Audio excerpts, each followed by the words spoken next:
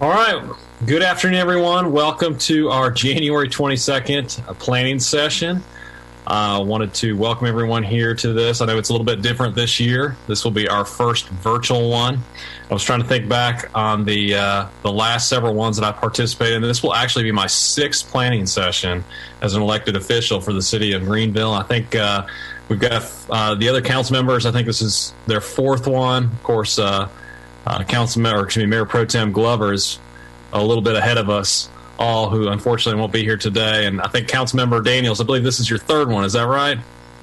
Yes. So I'm looking forward to it. I always think that this is probably one of the most important meetings that we have every single year, because we discuss all the goals and priorities that we want to outlay for the next year and work with the staff on making sure that we can implement those policies that and the priorities that we discussed during this meeting. So I'm looking forward to a really positive presentations. I'm really excited to see, and hear about the economic development presentation that we're going to see from the Greenville ENC Alliance. I know in 2018, that was one of the major things that we had talked about, is creating a public-private partnership that would be a very collaborative process and really recruiting and retaining businesses in our area. So I'm really looking forward to that, and also looking forward to getting an outline as far as where we stand after the pandemic. Of course, this was a unique year for us, where we only did a one-year budget cycle, and we're only about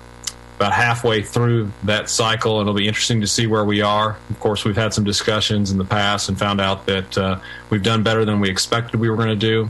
But it'll be great to be able to see the outlook from Assistant City Manager Michael Cowan a little bit later in the meeting. But I just want to say thank you for everyone for being here. Looking forward to having a good discussions and continuing to talk about our future of the city of Greenville that seems to have a very, very bright future. So before we move on, we do have a public comment period. The public comment period is a period reserved for comments by the public. Items that were or scheduled to be the subject of a public hearing conducted at the same meeting or another meeting during the same week shall not be discussed. A total of 30 minutes is allocated, with each individual being allowed no more than 3 minutes. Individuals who registered with the city clerk to speak will speak in the order registered until the allotted 30 minutes expires. If time remains after all persons who have registered have spoken, individuals who did not register will have an opportunity to speak until the allotted 30 minutes expires. Madam Clerk, do we have any speakers? No, sir. Mayor Connolly, we do not have any registered speakers tonight, and I will take a look at our public input mailbox to see if we received any messages.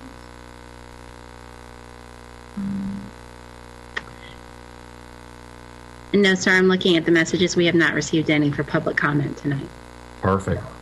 Thank you very much. We'll close the public comment period, and we will move on to the next item number 3 that's on the agenda, which is the economic development presentation. Like I had discussed or mentioned earlier, it's really exciting to be able to see that the Greenville ENC Alliance was created this last year. We were able to hire our first executive director, Mr. Steve Weathers, who has taken over the reins. I believe it was right around April 1st of this last year.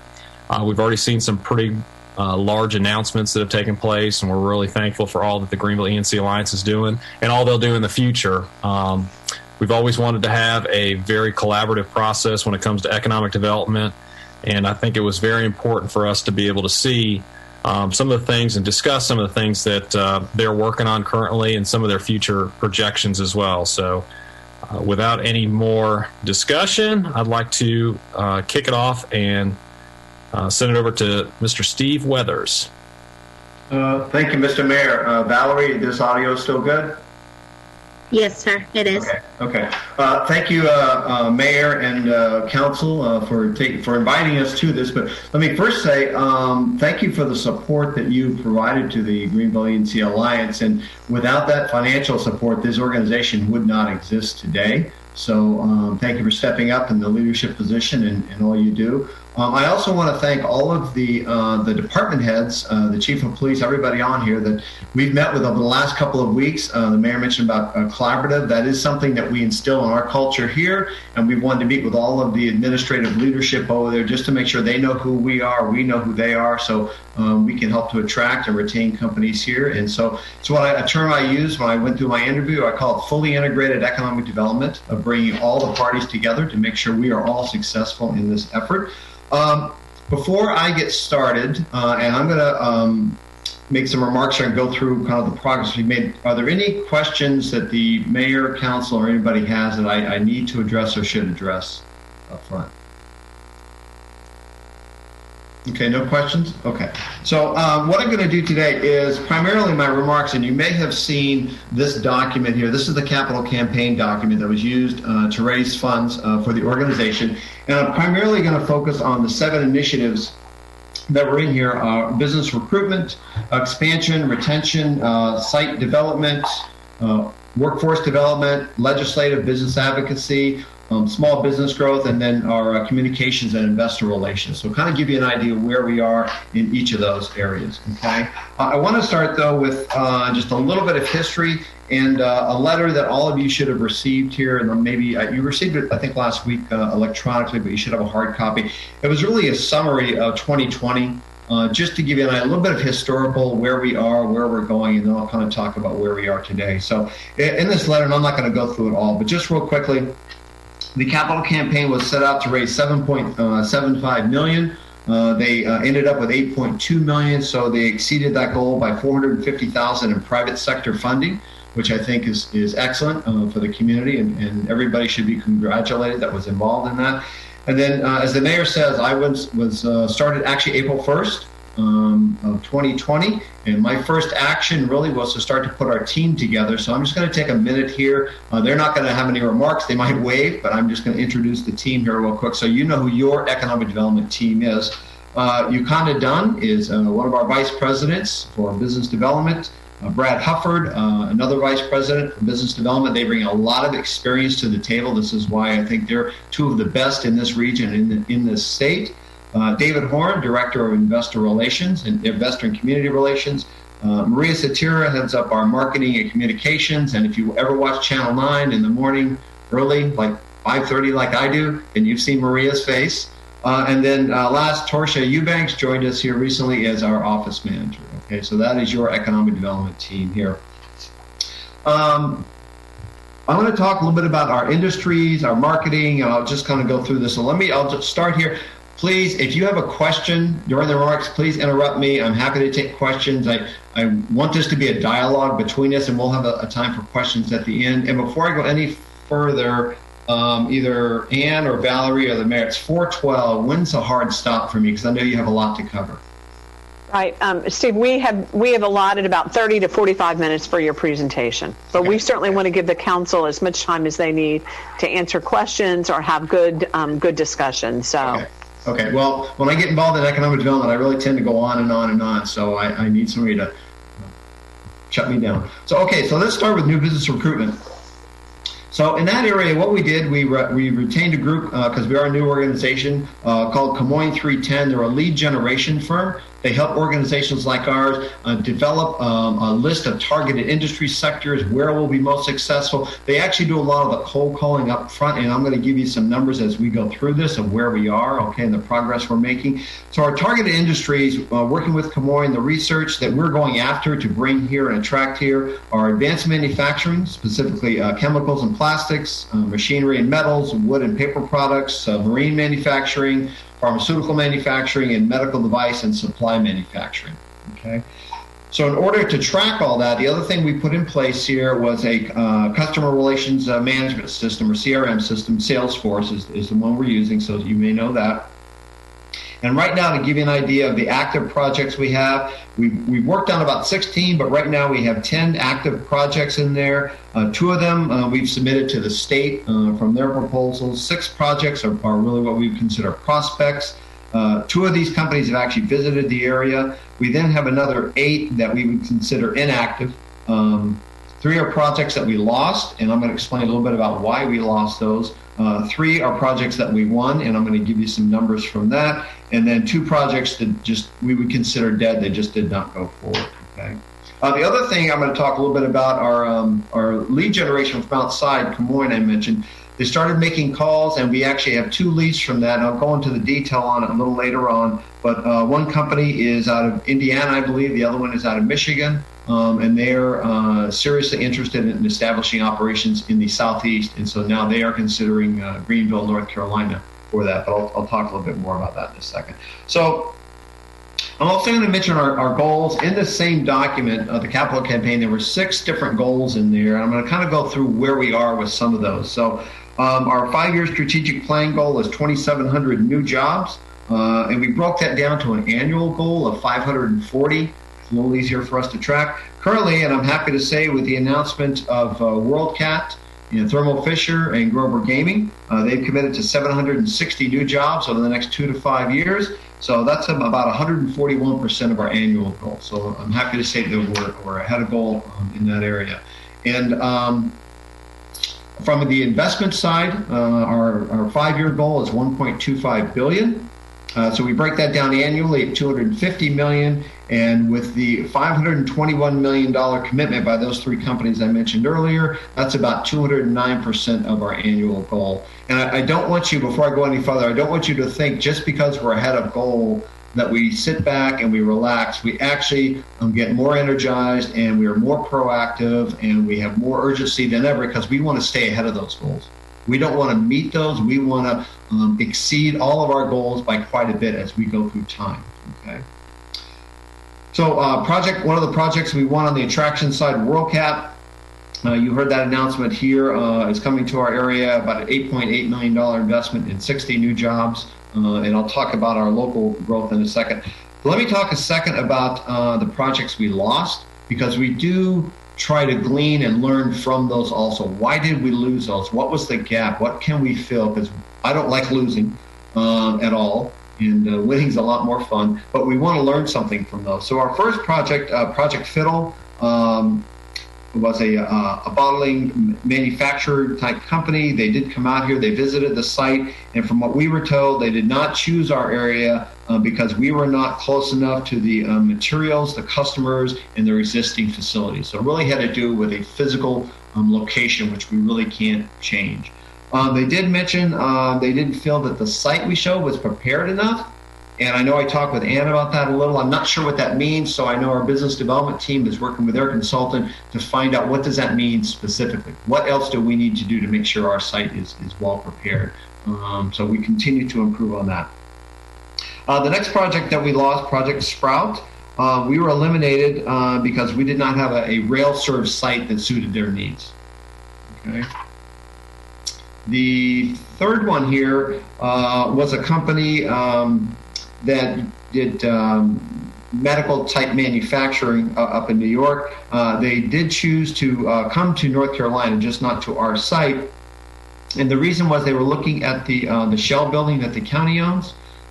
They didn't feel that building was developed enough for them, and felt that if the building were 75% ready, that would have made it better. Their timing is to make their move, I think, around April or May, and that building was not prepared enough. So what these 3 things tell us, the physical location we can't change. We're Greenville, North Carolina.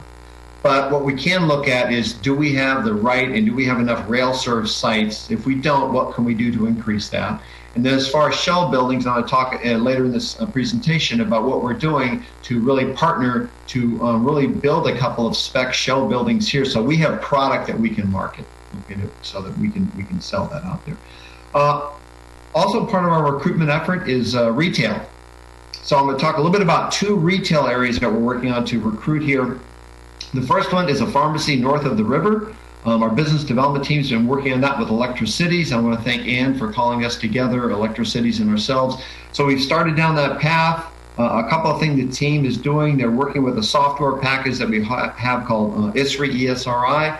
And it's a lot of data for analyzing retail and marketplace, and helps really figure out what's the right kind of retail fit. So we're working on that.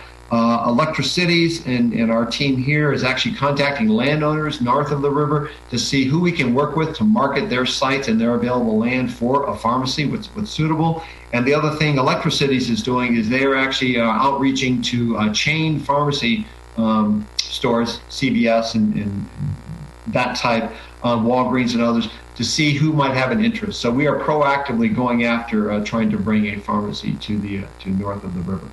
The other one we just started on, there's been a little bit of talk about this in the past. There's been some work, but we're starting to revive and bring this back, is a Trader Joe's. I hear a lot about people here want a Trader Joe's. If you want a Trader Joe's, raise your hand. Come on, everybody.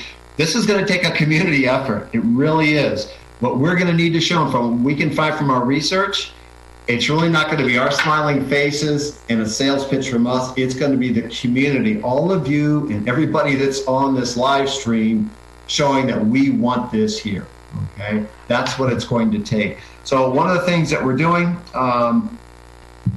we've reached out to the mayor and we've reached out to the city manager. And one of the things we asked, and I think they're willing to do this, is at some point, probably in the spring or summer, we want to go back to the mayor and ask if he would draft a proclamation declaring a Trader Joe's Day. We want to show Trader Joe's that they have a Trader Joe's Day here, okay? So that's something that we'll be working on. The marketing effort that we're putting together for that, there's some press releases, getting media attention, social media, public service announcement video. We're doing some data collection for potential shoppers using that ESRI database I mentioned, because we want to really show Trader Joe's that if they come here, there's a market. They're going to be very, very successful. Okay, they're going to have lines out the door every day, but it's going to be a community effort, not so much your traditional industrial type pitch to the company. Okay. So let me move a little bit to business retention. That's another one of our goals. Business retention, our goal there is to call on 800 companies over the next 5 years, which breaks down to about 160 a year. The team came on board between about July and October. So we started those November, December. So a little bit into the fiscal year, but right now we've made 39 business retention calls. We have more in the works, so we're right at about 24% of our annual goal. Okay, we do believe we're on track to at least meet the annual goal and to continue with those calls in the coming months. Okay. Site and building development, I mentioned earlier, is important. That's one of the things that we really lack. If anybody asks me what's the one thing we're missing, we don't have that 150,000 square foot, just to use a number, building that has 36 foot clear height and dock doors and is a shell building is ready to go. So our business development team has put together a site and building advisory committee, and it's comprised of people from the private sector, development sector, construction, commercial real estate, and the utility GUC. And the idea of this is to really look at what sites we have and what can we do to develop those sites and bring in buildings here.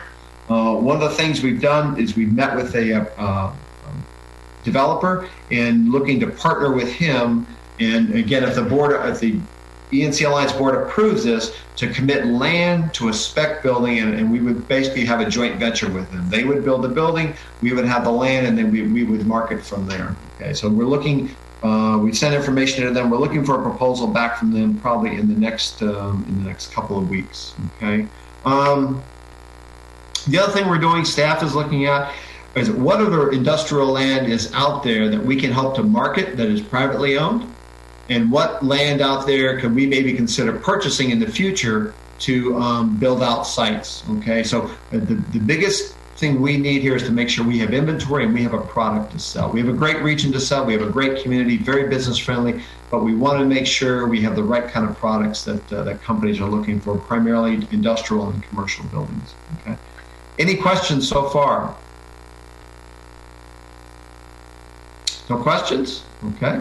Let me move into marketing. Our marketing efforts. Again, I mentioned Camoines 310 earlier. That we've engaged with. We also engaged DCI, Development Counselors, Inc. They're a group that I've worked with in the past, and when I came on board here, we had kind of a website for fundraising. It wasn't really an economic development website. So this group specializes in economic development and helping us create content, create the right kind of messaging, the right kind of collateral, branding, all of those things. So our website went live about 3 weeks ago. You can welcome to take a look at it on Greenville E&C Alliance or .com.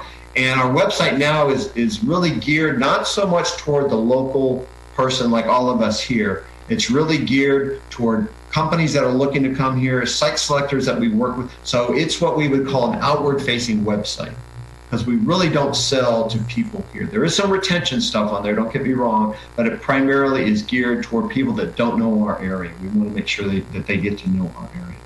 So in Camoin 310, the thing we did there, we worked with them over the last couple of months. I mentioned those target industries. We worked to put together a target list, so we're a very proactive organization. We will react if somebody calls us, but our primary focus, I would say 90% of our time, is going after the business, calling on companies with strategically and targeted, not just a broad sort of shotgun approach, okay? So we worked with them.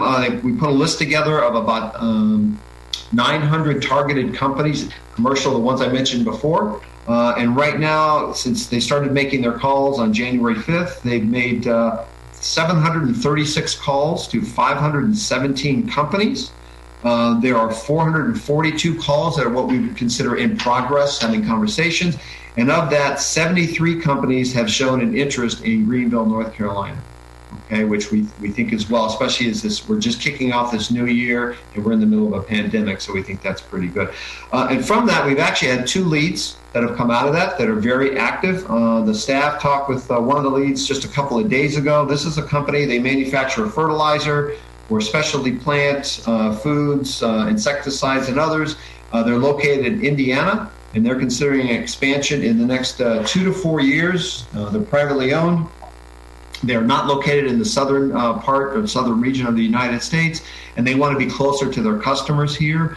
They met on the 20th with the company, and they had a Zoom call with the company, and they're looking for a 100,000 square foot building, preferably, and it says here, rail served.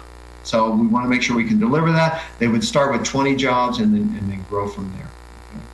The next company is a manufacturer of lubricants and coatings for the automotive industry. Primarily, they do sell internationally. They're located out of Michigan. Again, they're looking over the next 2 to 3 years for a site to serve their market in this part of the country. The staff is actually, the business development team will actually be talking with on Tuesday, the 26th of January. They're looking for a 50,000 square foot building. And again, once again, rail served is preferable.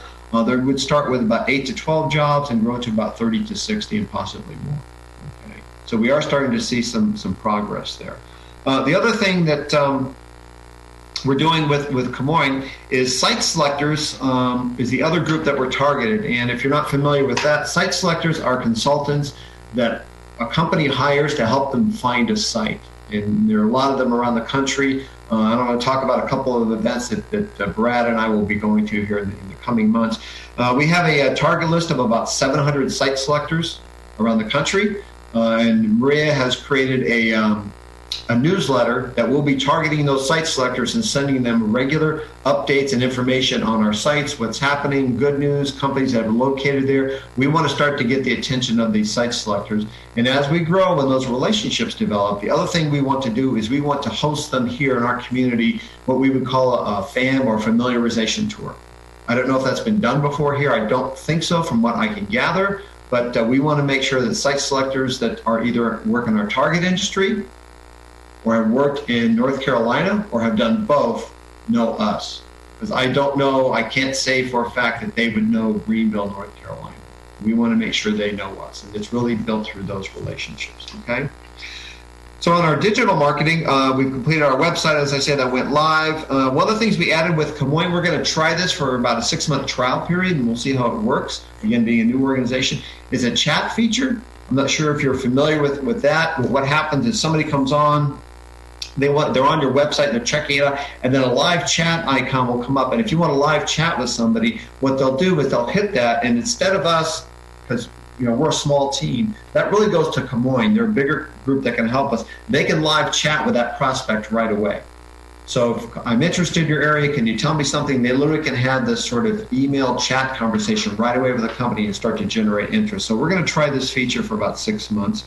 We're also enabling Google Analytics on there. We want to kind of see where are the people, the industry sectors, where are they coming from to look at our location. So to give you an example, as the marketing department's gone through and done their social media and our outreach, right now what we find, the entities, the businesses that are looking at our site are in North Carolina, which we would expect, Raleigh, Charlotte, Greensboro, but also Alabama, Pennsylvania, New York State, Virginia, Minnesota, West Virginia, Wisconsin, South Carolina, Florida, and what I found really interesting is the United Kingdom. So what that tells me with the United Kingdom, there are companies there that are looking to have a foothold in the U.S., and this might be a possible location for them basically to sell their market or service throughout the U.S., again, out of Greenville, okay? I sent out this newsletter. We've launched the newsletter to the site selectors. We've also launched one here locally. This is more for people like all of us. Right now we have 200 subscribers, so I really appreciate it. If you're not a subscriber so far, we'd love to have you go to GreenvilleENCalliance.com, look up our local newsletter, be a subscriber. If you have any questions, ask our real tech person here, Maria, and she can answer all those questions. That's her baby, and she's done a great job. Okay. The other thing that we've done through marketing, which again I don't think has been done before, is our marketing area. Maria every week posts stories or potential stories, what might be a story to local media. And the idea behind that is to start generating stories. So that's been actually very fruitful for us. We've actually had 36 stories talking about Greenville E&C Alliance all over the last couple of months. Of these stories, 20 of these were local, 10 were statewide, and 6 were either national or international. So the word about Greenville, North Carolina is starting to get out to the target market and to the broader market that's out there. The other thing we'll be doing, mainly the business development team and myself, will be what we'll call event marketing, where we actually, if we can travel, we planned these, we'll know when we know with the pandemic and stuff. We'll see, these are a little later on. But in February, the business development team is scheduled to go to San Antonio, Texas for a site consultant, what they call Site Consultant Guild. It's really limited. It's kind of an invitation-only event. We just don't have hundreds of people. There are only 50 50 economic development professionals in the country that are allowed to go to this. So we are one of those groups that are allowed to go to this. And there will be site selectors that we'll be able to spend more one-on-one time with and introduce ourselves. We're also looking at another one of these Site Selector Guild conferences in June. It's in Orlando, and it would be the same thing. We've received an invitation and sort of the invite to go to this. Okay. We're also coordinating with Electricities and with the State Economic Development Organization on any kind of conferences, trade show, things they might be going, so we can kind of go with them to kind of have a presence in those marketplaces. And those are kind of all in the planning stages. So one of the other things in our initiatives here was legislative and business advocacy. So we met with Representative Brian Farkas when he came into office. We'll be meeting with other state representatives here in the coming months. One of the things they talked about was doing a legislative day in DC and other legislative actions. And what we found, we're probably not, with our team being so focused on business attraction, we're really not geared toward legislative actions, at least not right now today. So one of the things we thought we would do, we partnered with the Chamber of Commerce, because the Chamber of Commerce does that as a full-time business. They have a person.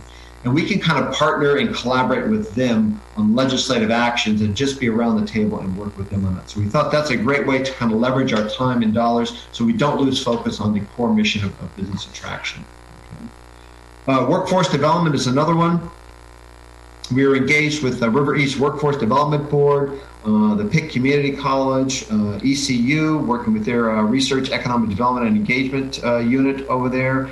One of the things the team came up with, which I think is a great idea, it's not been done before here, I don't think I've seen it done anywhere, is you all know about internships with colleges. And what happens a lot of times, there's a fair, somebody, the college student signs up for the internship, and it may or may not be the right fit. They want to get the intern hours.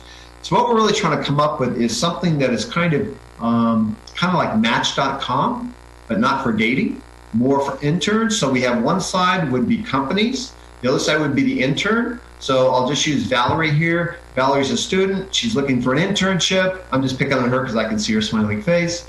And she said, gee, I want to go to Heist or Yale. And she goes there and she's really disappointed because, wow, her background and interests, she should have really been at Penco. And so when PINCO is part of the database and says, we're looking for somebody with this kind of interest, this kind of background, we want to be able to say, Valerie, we think we have the perfect internship for you. So it really is matching everybody. And the idea behind this is to keep the students here because we do have an aging workforce. We do have a retiring workforce. We want to keep and capture as many of those students in employment here as we can. And we think this kind of a matching system with PCC, with ECU, we've had conversations, they like the idea. And we have the private sector side that we can start to match up. We have 50 private companies that are investors, and that's kind of our first sort of group to go to, okay? We're also working with Merrill Flood over at ECU on the SEED program. We're part of that group. And the other thing we sit on is the Innovation Ecosystem is another program that we're working on with the university. So a lot of the workforce development, we're really, instead of trying to lead that effort, we really want to be a good collaborative partner with the different people that are leading those efforts here. In our investor relations side, that's another part of what we do here. We want to make sure we have good relationships with all of you, with the council, the mayor, administration, the GUC, the private sector. So what we're doing now is starting to have face-to-face meetings. We've had about 35 face-to-face or Zoom meetings with our investors over the last 60 days. We talk with them on a regular basis, emails. Obviously, we'll actually have a special investor newsletter. It gives a little more insights, and I would say sort of behind the curtain, behind the scenes of what's going on here at the Alliance. And then one of the things we've kind of come up with, I think the staff called it Coffee with the CEO. And it's kind of a once a month, twice a month meeting where we can have coffee kind of casual with 2 or 3 or 4 of our investors, a little bit more one-on-one FaceTime. What do they like? What are we changing? What can we evolve? We don't have the market cornered on great ideas, and some of our best ideas come from other people. And we want to make sure you're the investors and we're implementing the program as you see fit and we're delivering the results you expect. The other thing we've done to engage all of our investors, the team has come up with the idea of advisory groups. And there's one for business development, for marketing, for investor and community relations, and site and building development. And the idea of these groups, I have a sounding board, or city manager Ann is on my executive committee. So my sort of sounding board, my advisory group is the executive committee. I go to them with questions, things, I have discussions with them. I want the team to have that so they can engage. You don't have to be on the board to be engaged with this. So if we look at the numbers, in theory, we literally could have every single investor engaged in some way, shape, or form on an advisory group, on the board, on a committee, some way with us. We don't want anybody to feel that supports us, especially supports us financially, feels like they're not part of the system here. We want to make sure they're part of the success and it's not just the staff that's here, okay? So we're trying to engage them there. The other thing that we'll be doing starting February 3rd, and I've talked with the city manager about this. I've talked with Mr. Cannon over at GUC, is we do have our board. Some of you sit on the board, a number of you don't, but you are investors. So we create a PowerPoint presentation through our core areas here for the board every month, and we present where we are. What we're going to do is we're going to kind of convert that to a one-page summary Word document, and we'll send that out the morning of the board meeting. So in this case, February 3rd, we'll probably send that to Donna over in Ann's office. And then the idea behind that is for Donna to route that to the mayor and all the council members. So what you're seeing will be exactly what the board of directors will see on February 3rd. And we'll do the same with the GUC commissioners. So our 2 large public investors, all of our private or our board members will see the same information as to where we are on a regular monthly basis. The other thing we've talked to Ann about is every quarter, maybe it's a couple times a year, sometime to come before you and just kind of give you an update, take questions, comments, suggestions, critique, whatever you might have, just so we make sure we still have open dialogue with you. We don't want to inundate you with things, but we also don't want you to feel like you're not getting enough information. So that's kind of the balance where we are. So we're at 4:38. I've talked a lot. And I want to have some questions or dialogue. I do much better when I have a conversation. I don't like a podium talk. That's an elected official thing. I don't do those well. I have a question. Councilmember Smiley? Could you go over a little bit what you do with a business retention call? I mean, I'd like, the people who are putting up the money and investing here are, obviously people who already live here. Mm-hmm. And obviously when new people come, that's helpful, new jobs and all that. But I do think an important part of this is what we're doing to help the businesses that are already here. and and if they grow, that's more jobs too. So, what do you talk about? What types of ways do you have of helping them? I mean, what do you either hear from them, or what do you anticipate you might hear from them, and what can be done in response to those things? Thanks. Okay. Yeah, Councilmember Smiley, great question. So, business retention, believe it or not, if you look at all the statistics nationally, and it depends on which study you want to read, probably 80, 85, maybe even north of 90% of all new jobs are created by a company that's in your local area. Okay, and that's really I'll say the easier sell because they're already here. You saw 2 of the 3 wins that we talked about were 2 companies that are already here and expanding. So when we go on a business retention call, we actually have a very specific list of questions we go through, which is kind of detailed, but primarily what it really talks about is we get a little bit of their history. We want to find out, are there issues? Do they have any plans for growth? And unfortunately, do they have any plans for layoff? If they do, we want to know them. Are there plans for maybe being sold? What's kind of the future hold for them over the next 6 months, 1 year, 2 years? And are there things that we can help with? And a good example, Councilmember Meyerhofer brought it up earlier about the curb cut. That doesn't sound like much, but let's just say we talked with a company and they said, oh, we have this real issue with a curb cut. We can't get anybody at the city to help us with that. Oh, okay, well, who can we go to? Public Works or whoever it might be, and can we resolve that? It might be a minor issue, but we want to make sure that they're happy here, they're growing. We can do what we can to get them introduced to all the right people. Maybe it's hiring new workforce. Maybe it's training. Really, it depends. But we just wanted to know we're in their court to help them grow and expand. And most companies don't hear from organizations like us, and I'm a big believer in making sure every company here knows us. So did that address your question? Very good. Other questions? Thanks, Rick. I got a question. It's kind of a combined question for I guess you and for the city manager. I know last year we had talked about and we had invested some money in getting sites, I guess, site ready.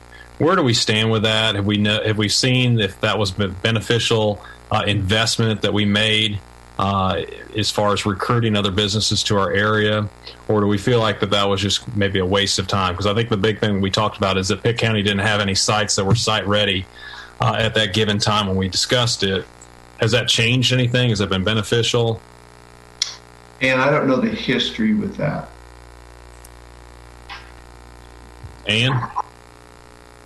Let me give a little history, and then that also might be something that Uconda and Brad could weigh into, just to remind everybody that when we started down this path and the council really tried to focus on economic development, we did determine that there were no certified sites in Greenville or in Pitt County. And so the city invested some funds, essentially advanced funds, to the then Committee of 100 to certify through the North Carolina Site Certification Program the vacant sites, the Committee of 100 owned sites in Indergreen, which meant that we just gathered together a bunch of information.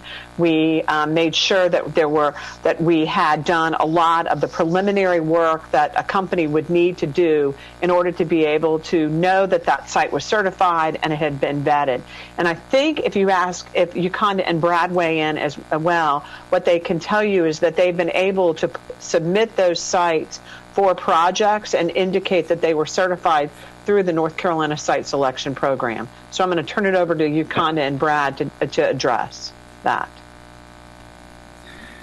Yeah. Okay, go ahead, Uconda. I'll just speak. Yes, we've submitted 3 of the sites that I can think of off the top of my head that were part of that certification process that the city have provided money for in order to have at least a phase 1 environmental study done. And that's kind of the bottom line study that a lot of companies look to see that have been done. And so on top of that, right now, what we're doing, as Steve mentioned earlier, is working with an engineer just to determine if there is an enhanced level of studies that we need to do on sites to have us more rise to the top when we're working with clients. Yeah, and that list, is pretty long. That we're seeing that from a request for information from the Economic Development Partnership and other site selection consultants. They're really interested in what has been done as far as analysis and study of the sites to make sure that they're shovel ready and ready to go. And that site certification process kind of does all that studies and legwork at the front end. And so that when we submit sites for projects, that they have a certain level of comfort that, they know what's below the ground. They're not going to run into any hiccups or anything that they're going to have to remediate or maybe mark us off the list. And so it just kind of gets us to a certain level of comfort. Beyond that, we've taken even further steps. Uconda had cleared a site for a client that there had been some trees had grown up as far as the maintenance on the site. And we had even a site this week with a engineering consultant who talked about pad-ready sites, which is kind of a step up from that, which is really, looking at how big of a building envelope can you put on a specific parcel and then getting it ready to go to where it's even further developed and just shorten the amount of lead time that an industrial client would need to build their building. And Mayor, just to add one additional comment about it, while the city did the vacant Committee of 100 sites, the Committee of 100 owned sites at Indegreen, since that point, the county has purchased some additional land adjacent to Indegreen, and the county is also pursuing. Brad, I'm going to look to you to put on your old hat. The county is also pursuing some site certification for the tract that they would have called the Warren tract as well. They're pursuing site certification for that, which means that when when there's a list of certified sites, even on the state, on the Department of Commerce site website, those sites pop up as being certified.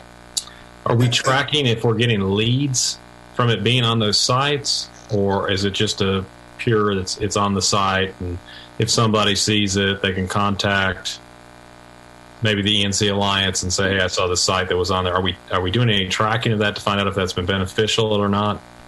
Yeah, we track in-house by our customer relations management software. We are for each project that we respond to, so anything that comes in from a site selection consultant, from EDPNC, we're able to note in each project which sites we submitted for that project. So we do have a running list of those submissions. So have we had any off of just the site that these are located on? Yes, sir. Okay. A good amount, less than 5, more than 10? I probably of the 18 active projects we probably have submitted one of those sites. I would probably say at least 13 to 15 times. Okay. Thank you. Mm-hmm. Yeah, and Meyerhofer, you had a question? I did, but it was what the mayor asked, so that's what mayors do. They steal everyone's thunder. So I was actually going to bring up the fact that before you got here, we had explored the idea of getting the shell buildings and NC certified sites, but so he took that one from me. But I love the idea that you guys are being proactive with the site selectors and bringing them in. I guess, would you call them fan meetings or something like that? Correct. Yeah, what we would do is a familiarization tour. And here's where this is really important. I've done these in the past, and somebody thinks they know your community.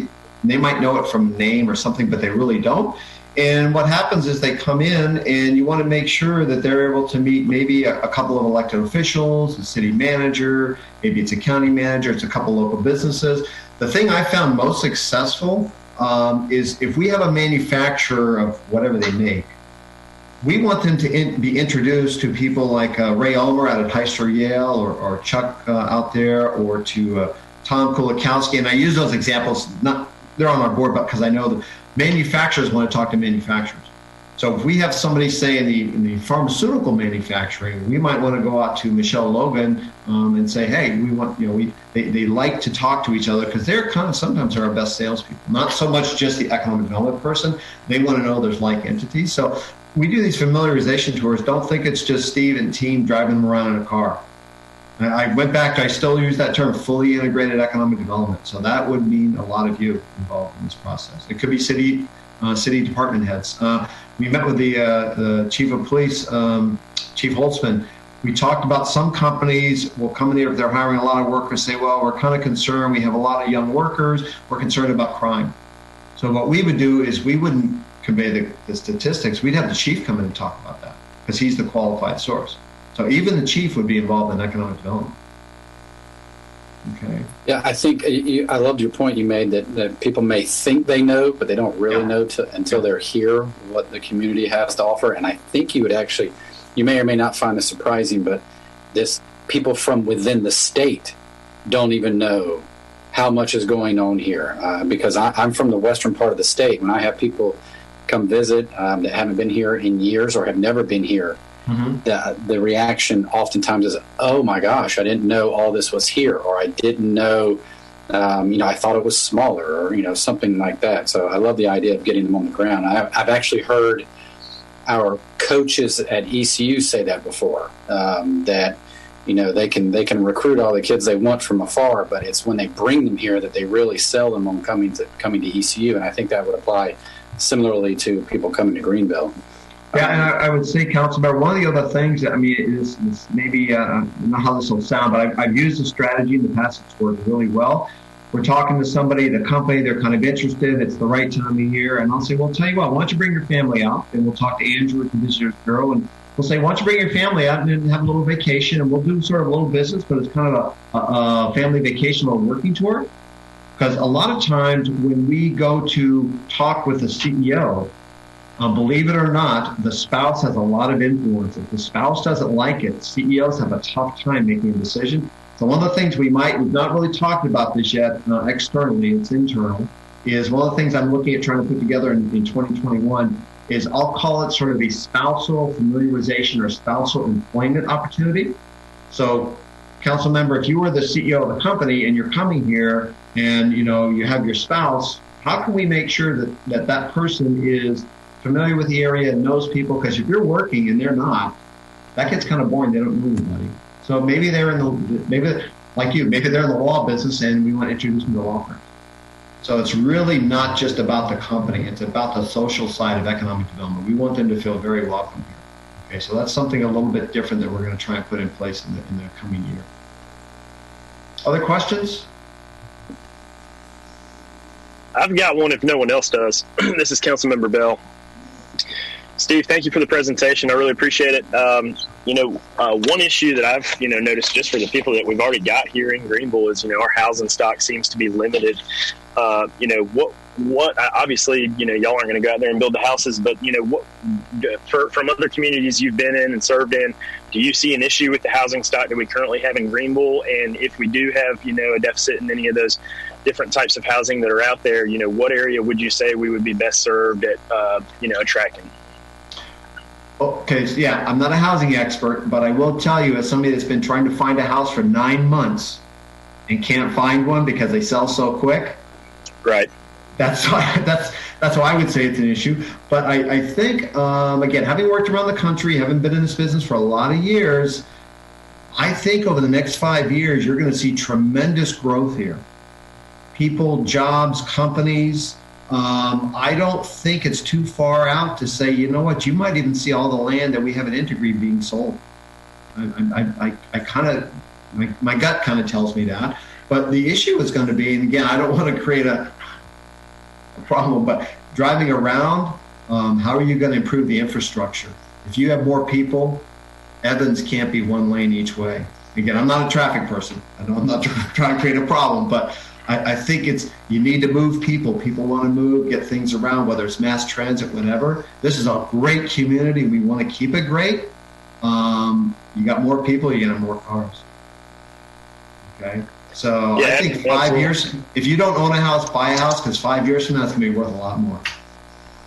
Yeah, absolutely. Have you gotten any, specific feedback from, companies that have come and had visits, about, that observation that there seems to be a lack of housing? Not really, because I tell you what happens, council member, is you're the CEO of the company. You come here, you're going to, like these other two we've talked about, others we've talked about, you're going to set up manufacturing. What you're going to do, you're probably going to relocate yourself, or you might hire a person to run the facility, or you'll probably relocate 1 or 2 executives or 3. Companies primarily hire from within the local community.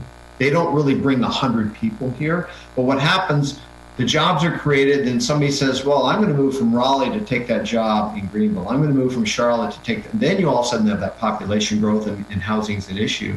But this is why workforce is so important. Company says, I'm going to come and create 100 jobs. I'll move 3 people, but I need to know that I can hire 97 others from your community. So I agree. I'm not the expert, but I know there's a lot of plans for building housing, and that's going to be a good thing for us in the long run. Okay, thank you. Okay. Mayor, city manager, anything else? I know we're running way over here, and I apologize. I got one more question for you, Steve. Me too, after you, Mayor. Okay. Yes, sir. Well, we saved the best for last, so go ahead, Brian. How is your outreach within with the other municipalities? And obviously we are all in, and I think that some may be a little more hesitant than others. So how about an update there, if you have any? But sure. So I know we don't have 100% buy-in. No, that's true. We have a lot of the towns are either investors, part of the organization. They're on our board as non-voting members, and we do outreach to them. Just the other day, actually, one of our person in investor community relations, David, had an outreach from Winterville and wanting to meet with him because Winterville wants us to help market some of their sites and what they have available. So that sounds like those lines of communications are opening. I'm actually meeting with Kelly Andrews here in about 2 weeks. My team works a lot with Kelly in the county, so I think that relationship is a lot better. Scott, Ellie, and I have communication every once in a while, but mainly it's the team that works with them. So we continue to go out to the communities that are here, especially within the Pitt County area, and make sure that we are really the economic development organization for the area. If a company goes to Ayden, it's going to benefit Greenville. If it goes to Bethel or Farmville, Simpson, it's going to benefit this. And if it comes to Greenville, honestly, it's going to benefit all those communities too, because this seems to be a region where people will live in, I guess, even Washington in a community. Or they'll live in, Simpson, and that's not far. All these communities in commute. So yes, that's another important part of making sure that we have good relationships with all the town managers and the others that are out there, as best as we can do. Okay. Steve, if I could just add, to kind of help address your question too. Currently, we have one of our active projects. We've submitted two of our active projects. We've submitted a site in Farmville, so we're working very closely with them, being able to respond to projects as well. And then Brad and I are vetting several parcels in Bethel for the RailServe lead that Steve mentioned earlier. And so I've had several conversations with Tom Ashbell to be able to make sure that we are inclusive with our entire footprint when we submit projects, and make sure that we are getting down in the weeds and finding something that might not just always be on the top or may not be on our website as an available site or parcel before we submit the project. So we do make sure we reach out to all the communities when we have a project that we need to respond to. Mr. Mayor? All right, final question. Ann can vouch for this. She knows I love spending money. Actually, I hate spending money. So one of my biggest hesitations always is when we talk about building infrastructure and building different projects. One of the first things that always comes to mind is when my very first planning session here, we had this brilliant idea to create a virtual building. And we spent thousands and thousands of dollars on the virtual building that just never seemed to, actually just disappeared. I don't know what ended up happening to it. So when I hear you talk about building shell buildings, what is your experience with building shell buildings? What is the primary reason that the current shell building that the county has developed many, many years ago? I think that thing has been done for 3, 4, 5 years now. Why is that one not selling? And what would be the compelling reason that we would want to build a shell building if that one can't sell itself? Okay, so a couple things. That shell building, and this comes from developers that know. Okay, this is not a Steve Weathers answer. I'm just kind of taking it from them.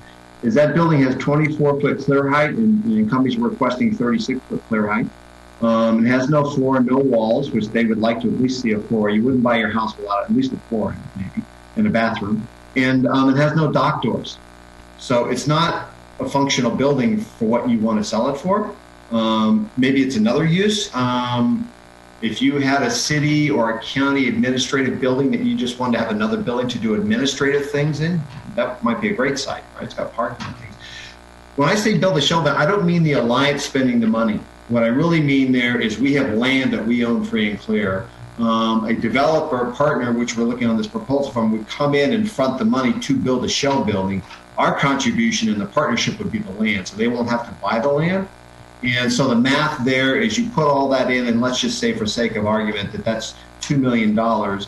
Then you sell the building to somebody for $4 million. You basically we're taking our money back to buy more and to do the next one. So, and a mayor like you, since all the money we have here is other people's money and it's taxpayer money, before we spend a dime, I really run it through the process, and it's either I might approve it, it goes to finance committee, executive committee, the full board. We make sure before we pull the trigger on spending your money, your taxpayer money, it's vetted. I just want to make sure that's clear and that's public.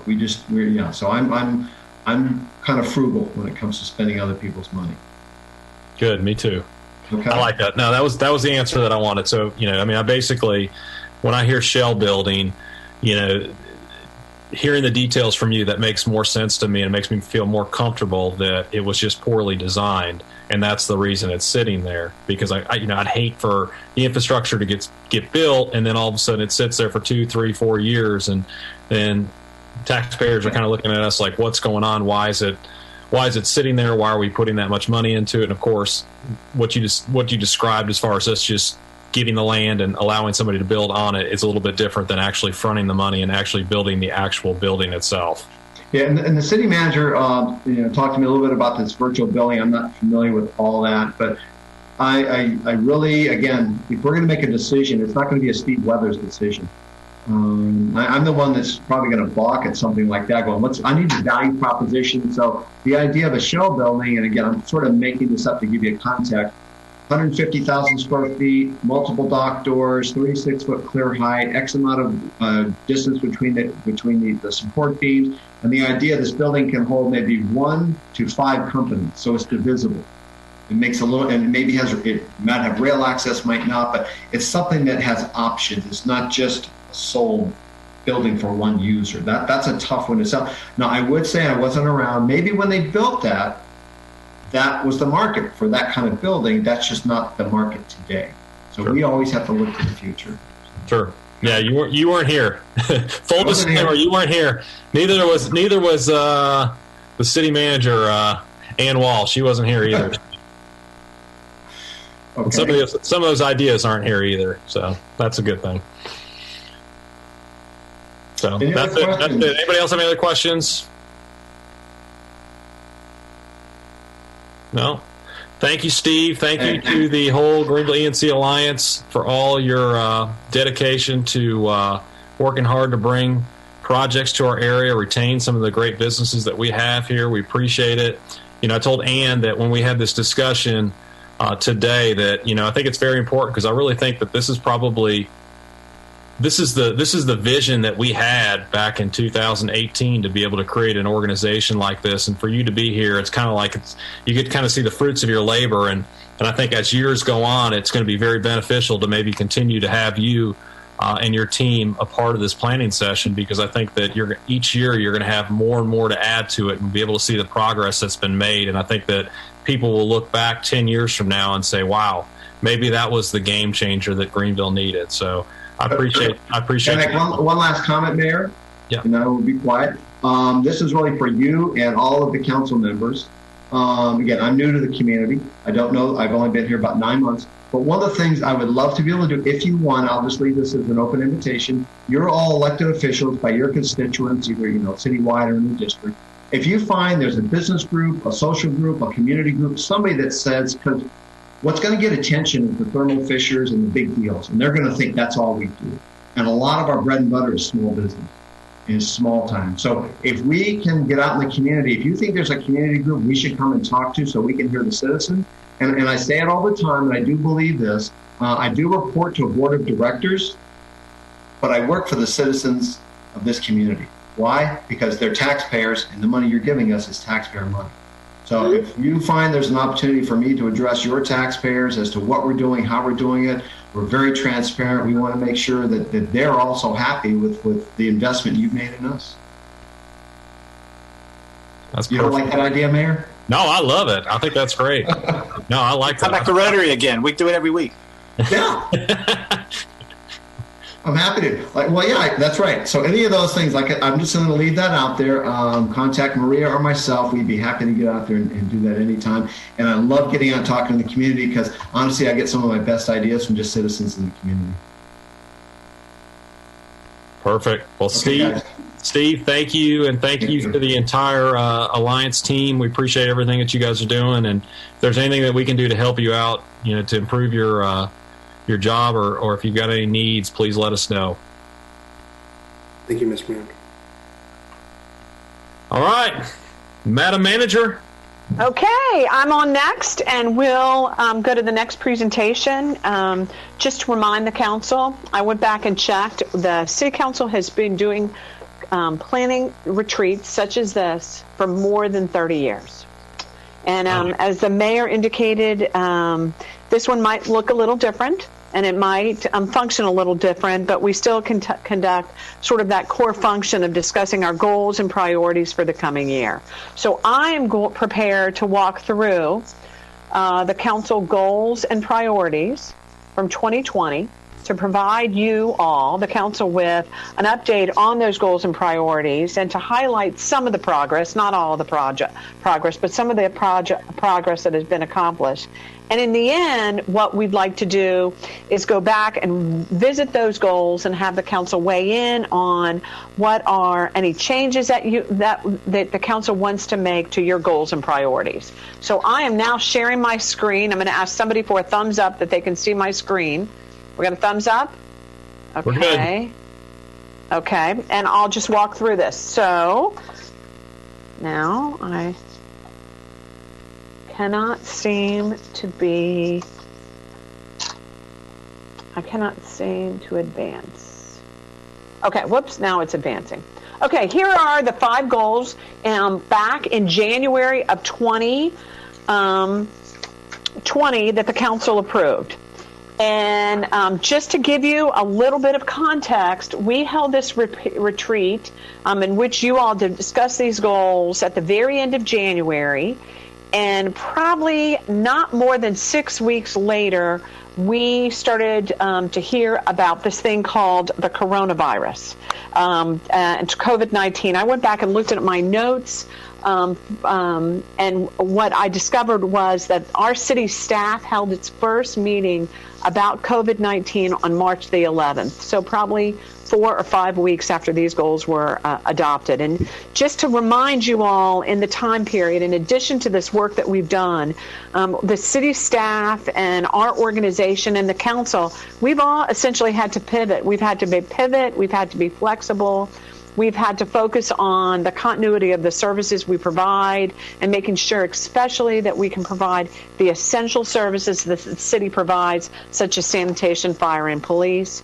We've had to focus on keeping our employees safe by providing PPE, understanding cleaning protocols, making adjustments to work schedules to allow for working at home, working remotely. We've had to find new and creative ways to provide services, particularly with the use of technology. We've had to really work to understand the concerns in our community about COVID and many other issues, and we really had to work hard to keep our community updated on the activities of the city. So as I go through this presentation, what I can say is, in view of all of that, and a world that has changed dramatically since we first discussed these goals, I'm really proud of the progress that the city staff has made. And I think it's important to note that all of those things are clearly encapsulated under Goal 1. So you should take credit for... Councilmember Smiley, you are right. Goal number 1 really sort of focuses on much of that work. So just to remind you, here's the goals. We're going to come back to it as we go along. Remind the council that Here are the values that the council adopted. These values around teamwork, integrity, respect, professionalism, fairness and equity, accountability, and a commitment to service and excellence. And I think that you'll see as we've gone along that much of our work has really reflected this. So let's talk about goal 1. Again, these are highlights. This isn't everything. These are just the highlights of activity that we've done. We've really worked with the police department to create new liaisons, partnerships, and outreach activities in areas that that have not been currently served. We are created 4 partnerships in new areas: Emerald Park, Summer Haven, ECU Student Government Association, and the ECU Black Student Union. The city has signed a partnership agreement with to provide mobile crisis mental health. Think about that. That has been an area of great concern, and we now have this great partnership that allows us to deploy mental health professionals to assist in mental health crises, which will align better services and better care for those that need it.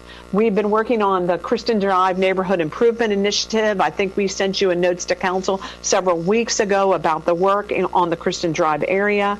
We hosted a Lemonade on the Porch in the West Greenville substation, and we're now working on partnership with several neighborhood apartments, multifamily complexes, Traybrook, Spring Lake, and Meadowbrook Housing.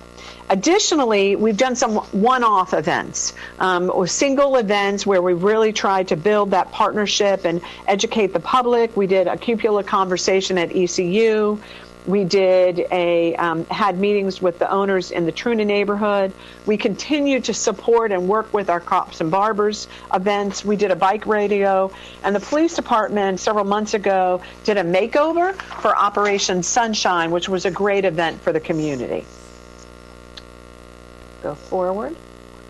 We continue to work with PAL, with Police Athletic League. We worked with Gameplay, and we worked also with Love a Sea Turtle, did a shop with a cop, and did coat and bike giveaways.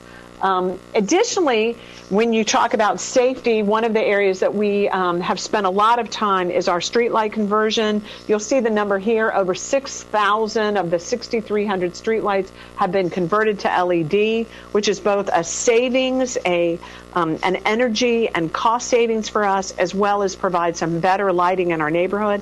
I'm proud to say over 72% of that lighting has been converted. I'd like to spend a few minutes talking about the Traffic Safety Task Force. I don't want to steal any thunder from the chief, but I'm going to steal a little bit of thunder from the chief related to the work of that task force. The slide shows that 16% reduction in crashes reported in 2020. That means that the Greenville Police Department responded to 732 less accidents in 2020. We've completed a number of safety projects, including modular medians and high visibility crosswalks at Harbor Point and 10th Street, along College Hill. We have been, we put some pedestrian intervals that have allowed for more timing for pedestrians to cross the street. We've done some work around elementary schools. Here's another statistics for the council, that since 2017, we have seen a 55% reduction in crashes at intersections. And finally, one last statistics for the that I'll just share with the group, that in the last 3 years, if you'll remember, at one point Greenville was worst, #1 in the state for crashes. In our crash rankings, we now dropped to 7. And a lot of that is hard work of the police department, Public Works, our partnerships with ECU, with the hospital. It's also important to note that the council has assisted us by funding these pedestrian improvements that have really made a difference. Additionally, let's talk a little bit about the fire department. We have begun the design for Fire Rescue Station number 7 off of Bayswater Drive. The design is about 80% complete. We believe that we'll be ready to take that out to bid and should be under construction in mid-2020. And back on January the 11th, the City Council approved the contract award for the bay extension for Fire Station Number 1, which would allow us to use our new tiller truck that is anticipated to take about 150 days and should be completed in late spring. When we talk about wellness, there's lots and lots of great stuff related to wellness. We're partnering with some private businesses to do activities at the town common, yoga in the park. We did our large trail extension at River Park North, and we partnered with Fleet Feet Shoes and had our first trail run in that park, and we'll continue to do that. And so there's a lot of activity associated with Goal 1. Let me go on to Goal 2. Goal 2 was related to public infrastructure, executing it related to transportation, rec and parks, and stormwater. And I had Brock put this first one in big, bold letters. The city completed the Town Creek Culvert project. It was on time and under budget. And again, a huge endeavor, a $33 million project that was completed in our urban core. And the city should be very proud of the work of that project and to see the results of that project as well. Another sort of transformational project that we have underway is the Build Grant. That project is well underway. We've completed the 30% design. We've submitted them and reviewed them. The engineers are working on the 60% design right now. We've done public engagement, and we would anticipate that we would be on schedule to submit that project for final review from the Federal Highway Administration by midsummer. And that will be a project with those 7 components that will really be transformational for our community, but particularly for the West Greenville area. That project had a lot of hard deadlines in it. Have those been, has COVID impacted those? Have they been moved at all? Well, that's a great question, Councilmember Smiley, because there has been an extension on the deadline to encumber the funds through federal highways, through FHA, Federal Highway Administration. However, we have proceeded with the idea that that deadline has not changed, and we are trying to move as quickly as possible to be able to get to be able to start those projects. We would rather so that's it on the Build Grant. Any other questions about Build? Okay, we're working on street resurfacing. We shared those contract awards with the council in January for the 2021 street resurfacing, and we continue to work with Transmat and we'll bring to the council in the coming months information about the resurfacing schedule and plans for the next 5 years. We're working on 3 large stormwater projects. We've also talked with council about those. That's South Elm, Cedar Lane, and Greenbrier. As the council will recall, you all just approved the submittal of a grant to FEMA through the BRIC program, which is Building Resilience and Infrastructure. We are hearing good feedback from the state about those grants, and we'll be anxious to hear from FEMA as they go forward. Next, other work, we have awarded the stormwater on-call contract in September. That work is underway. We are working on some mast arms replacements in the downtown corridor.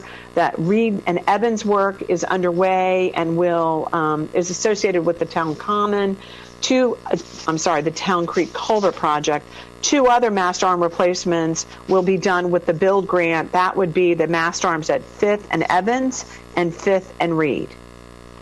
We have started the South Tar River Greenway Phase 3B. I will say it has been plagued by weather delays as well as some utility conflicts. That project is going to come in later than anticipated, but we are hopeful that it will be completed by midsummer.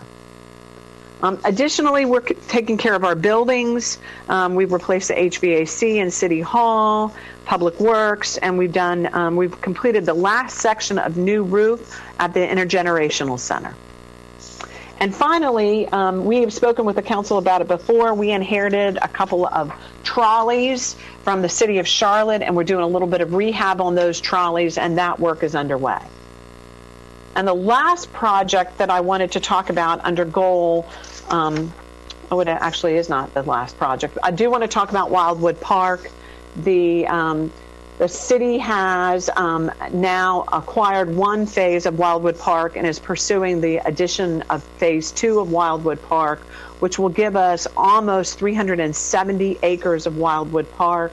I'll point out on the screen that this connection is so wonderful between Wildwood Park and River Park North that it gives us the ability to put almost 5 miles of trail north of the river.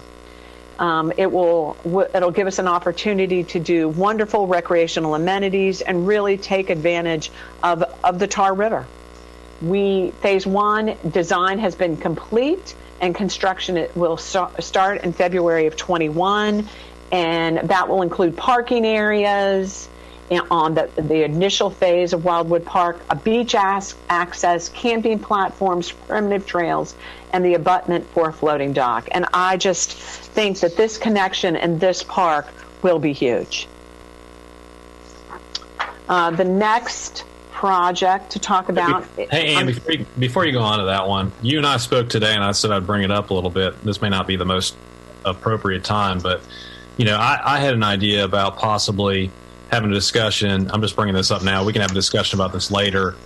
I thought it would be kind of a neat idea, since we've got so much land over there, to maybe look at potentially creating some other type of music type venue in that land north of the river.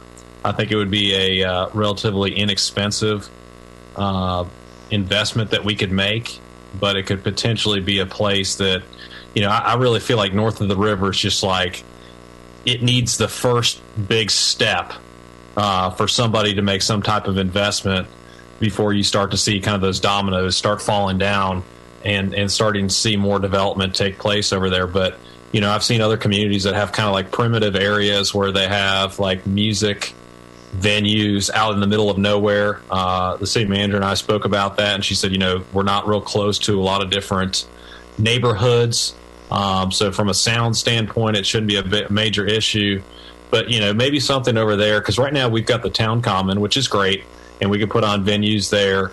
But this may give us a different opportunity, too, if somebody else wants to put on a concert, have some open space. I don't think it needs to be some, huge, illustrious, venue over there, but, something simple where people can bring chairs, could potentially just, have some electricity running to it, and we can discuss what extent, or we can look at different cities and other cities, what they've done. But that was just something that I had thought of, since we have a tremendous amount of land. I mean, we have hundreds of acres over there. And if you could incorporate something like that and create some type of development north of the river, I think that might help spur some more activity in that area. Mr. Mayor, it sounds like you're proposing Woodstock. Yeah. Which is good. I'm thinking that's fine. I just, I didn't see that coming from you. Well, I was thinking, Well, Rick's the only one here that's actually been to Woodstock. He could probably give some additional details. I don't remember it. I did share with the mayor that you can see a better picture of the aerial here. In this section of Wildwood Park are 3 pavilions, and which are very large pavilions. And our plan is to determine what would we need to do to be able to put those pavilions in a place where we can use them easily, with lighting, with power, with flooring, so that we possibly, this isn't exactly what the mayor is talking about, because I think I understand what the mayor is talking about, but this does on the interim give us an ability to begin to use these pavilions, and they have this lovely view of the lake. And so we can explore that. The other option, the other opportunity that the mayor and I discussed is, I think it's right about in here. This is a fairly large piece of land that was purchased by the city as part of the buyout program. And so, with some connections, we may be able to even connect it to River Park North. So we can certainly explore that and bring some options back to the council too, to understand what some sort of music venue, maybe we have an interim solution and a longer term solution for music. I do think that what the pandemic may show us is that venues that are outside open air may, for lack of a better word, perform better than those that are inside. And it's almost festival space, really. Right. I mean, I'm not saying that, I'm not trying to put a name on the mayor's thing, but it's really, I think Primitive was a good example of it, but it's, a little wider open than, you sit in a concert hall and listen to a symphony. Right. So we'll explore some options related to that. And so I'm sure the North Clyde Symphony would love to come. Well, they could do that. They could set up under one of these pavilions. Yeah. And Rick, we'll just have to ask you, Councilmember Smiley, excuse me, we'll have to ask you for the connection to it, okay? Yeah. And I just have one quick question. I know that we had talked about it, in several other meetings, but are we exploring any options for boat launching on this property with the connection to the river? I know that, Port Terminal, that boat ramp is, severely overloaded during the warmer months. Right. And just curious about that. Yeah, and Councilmember Bell, in fact, we were hoping at some point to get a boat tour of that piece of property. But yes, we would anticipate that when we go to look at the next phase, that we would look at some sort of boat launch, dock system, so that because this section has a direct link to the river. And I know you're not looking at the video of it, but the 185 acres that we originally purchased has a link to the Tar River, and that would lend itself well to some sort of boating opportunity. Okay, thank you. Okay. Hey, and one other thing that I wanted to mention too that we spoke about, and I know Steve had mentioned it too, but Ann and I had spoke about it earlier today on the phone. Is this is tied into number 2 as well, as far as public infrastructure. I think that we need to continue to do all that we possibly can to make sure that our city streets and our state roads are prepared for the growth that we're going to see. I think that's the number one thing that keeps me up at night is, as we continue to bring more people into our community, as we continue to see more jobs being created, we've got to make sure that we've got the infrastructure to be able to support that growth. And, some of the outlined time periods for some of these state maintained roads just are not acceptable. So I think we as city officials need to make sure that we're constantly reaching out to our state elected officials and having that conversation about Evans Street, getting pushed back to 2025. That's 4 years from now before they even start construction, and what's even worse is Portertown Road and Fire Tower Road. That one's going to let in 2028. That's 7 years from now. It's over 100% capacity right now. And if we continue to bring thousands of people into our community and continue to add more and more density, there's no way that we're going to be able to sustain that. And so I think it's extremely important for us to understand, that we've got to really emphasize putting money into our infrastructure and making sure that we have a good a solid base as these people come to our community, because we're not going to be able to have a good we're not going to be able to be prepared for that growth that we're going to see. And a lot's going to change in 10 years, and the design of Portertown Road and Fire Tower Road in 10 years may not be sufficient for the growth that we see. So the current plans that they've already put in place may not work. So I think it's very important that we continue to reach out to anybody that we know to get these projects moved up, because I don't want to slow down. I don't want to step on the brakes right now. I think right now we need to be accelerating, and we can't accelerate unless we get some help from all of our state and federal partners. Right, and Mayor, as the council will recall, addressing the funding issues and shortfalls and the delays through NCDOT is one of the very top items on your state's legislative agenda. And when we did do a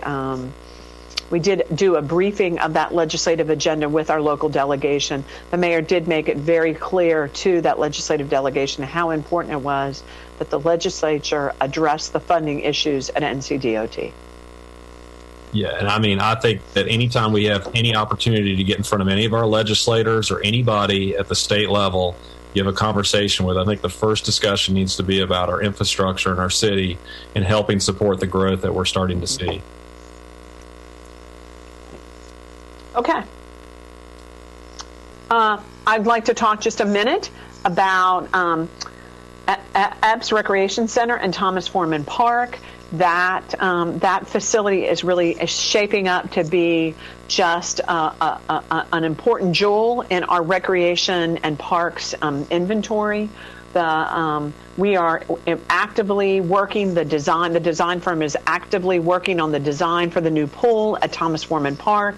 In addition to that, H&H Architecture is working on renovations to the Epps Center. Both of those projects will kick off sometime May, June of this year, and should take about 9 to 12 months to complete. Our date is that we want to be able to have that pool open for children to swim in May of 22. But think about how important that this investment will be for all of Greenville, but particularly the West Greenville area. Another place where we worked on the infrastructure was related to our IT infrastructure, including the replacement of aging storage and server infrastructure, capacity, as well as everything that we need to do to make sure that we've done all the cybersecurity enhancements that we need. And finally, related to IT, I think we've just got to call out and support and applaud our IT staff. As the pandemic was breaking out and we realized that we needed the ability to do teleworking as well as video conferencing, the staff was very quick to address those and roll out some tools that our staff has really been able to take advantage of during this pandemic period. I'll talk a little bit about economic development. Certainly, Steve Weathers provided a little bit of update, or provided a good update to you all. This economic development goal has been, as the mayor indicated, one of our top goals since 2018, and certainly a lot of work has been accomplished. A couple of items here I just wanted to call out. One relates to NCDOT. We continue to work and to push NCDOT and the Federal Highway Administration to designate 587 as an interstate, to take the future designation off. That road work, we received an update this morning about it. The current paving project should be done by the spring of this year, as soon as weather warms up and they can get back to paving. At that point, they'll do some inventory work and assure that all the improvements have been made. And if those improvements have not been made, they'll work to provide the Federal Highway Administration for a design exception to it. Once all that is done, the NCDOT will make an application to the U.S. Department of Transportation to take the future designation off and make that stretch from 95 to Greenville on 264 a true interstate. And this is one that we continue to push NCDOT on, and we continue to push our state delegation, because I think, as we identified it before, Greenville is probably one of the largest cities on the East Coast that does not have interstate access. Other work that the council should be applauded. The council in 2020 awarded $1.25 million for the creation of jobs through your job creation grant. Over 400 new jobs you provided incentives for over a 5 to 7 year period. The council approved 2 development agreements, one for the Imperial site, the other for the Evans Street Hotel, which was result in a total investment of $60 million. Although this was done in January, I'm still going to talk a little bit about it. We finalized the agreement with MetroNet to provide fiber to premises service to our city. This will have huge economic development impacts for our community. It really opens up the door to those that need high-speed internet and those that want to relocate to our community. And finally, we continue to work and will continue to work to support the work of the Greenville ENC Alliance.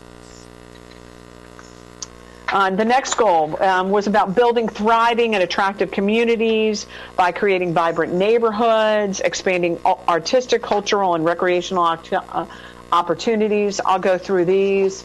We opened up our beach volleyball facility at Boyd Lee Park.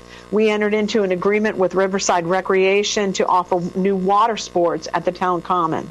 We completed the primitive trail project at River Park North. And we looked for opportunities to hold events despite the COVID restrictions. And one of the most popular ones that we did this past fall was Bites on the Bridge, where we really got to take advantage of the lovely Green Street Bridge and the lighting that has that we put on there. It really makes a great amenity to the town common. As we look at neighborhoods, we in August we enjoyed the opening and the dedication of 4 new homes at Fleming Street, which provided additional affordable housing. And all those 4 new homes were purchased by 4 first-time homeowners. How awesome is that? And we're looking for ways that we can expand that now. We provided over almost $32,000 in down payment assistance through the housing division, and we completed almost $1 million worth of owner-occupied rehab in projects all over the city. Additionally, in the COVID world, we've had to look at some alternate ways to provide services. So one of them is site plan review. Site plan review has been typically a meeting. We've held it face-to-face with city staff, sometimes met with developers. We quickly transitioned this to a virtual environment and really gave our development communities opportunity to be able to submit plans electronically so they didn't have to come to City Hall. What we wanted to make sure that even during the pandemic, we were in a place where we could continue the pipeline of projects. We could continue development, and this as well as the second one, the opportunity to be able to schedule some of our permitting online and to make sure the developers understood and builders understood the progress they were making through inspection was really important to that process to keep the development pipeline going. Other items, the council has over several council retreats talked about the cleanliness of our streets. We've increased mowing, litter collection cycles, and locations. We've really addressed the major gateways. We have continued to work with Pitt County and ECVC to help residents understand changes to our recycling program, what works and what doesn't work. And just recently, we reinstituted our multifamily recycling to make sure that everybody in the community had the opportunity to recycle. We have submitted numerous greenway projects for funding in order to be able to connect our neighborhoods with multiple opportunities for transportation. And finally, back in the end of February, probably weeks before the pandemic really hit, we announced that the Little League World Series had adopted Greenville as its home location. We will host it this August at Elm Street Park, and we will have visitors from all over the country and all over the world to come to Greenville. We'll be spotlighted on ESPN, and this really will bring some great name recognition to Greenville, as well as Elm Street Park, Stallings Field.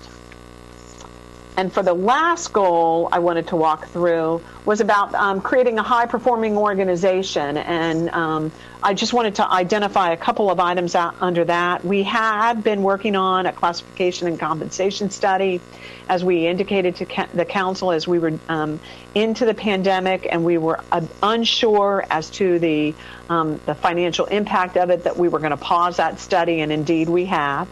We have looked at expanded training opportunities for our employees. You'll see we did a project management training for our employees in February of 21. We are under development for some financial and budget basics for staff. Our IT department continues to push phishing training, phishing for spam emails and cyber awareness training. We know that the more we train our employees and remind our employees, the safer our IT systems are.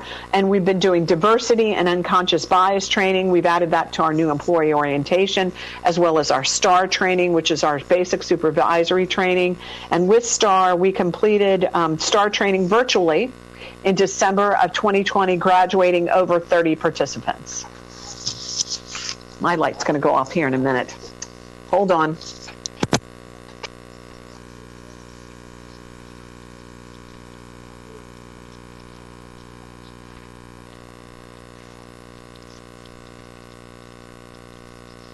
It never fails. The last time I did a presentation of for the council, the phone was ringing, so I'm sure the light was going to go off. Didn't you tell me you were going to get that corrected too?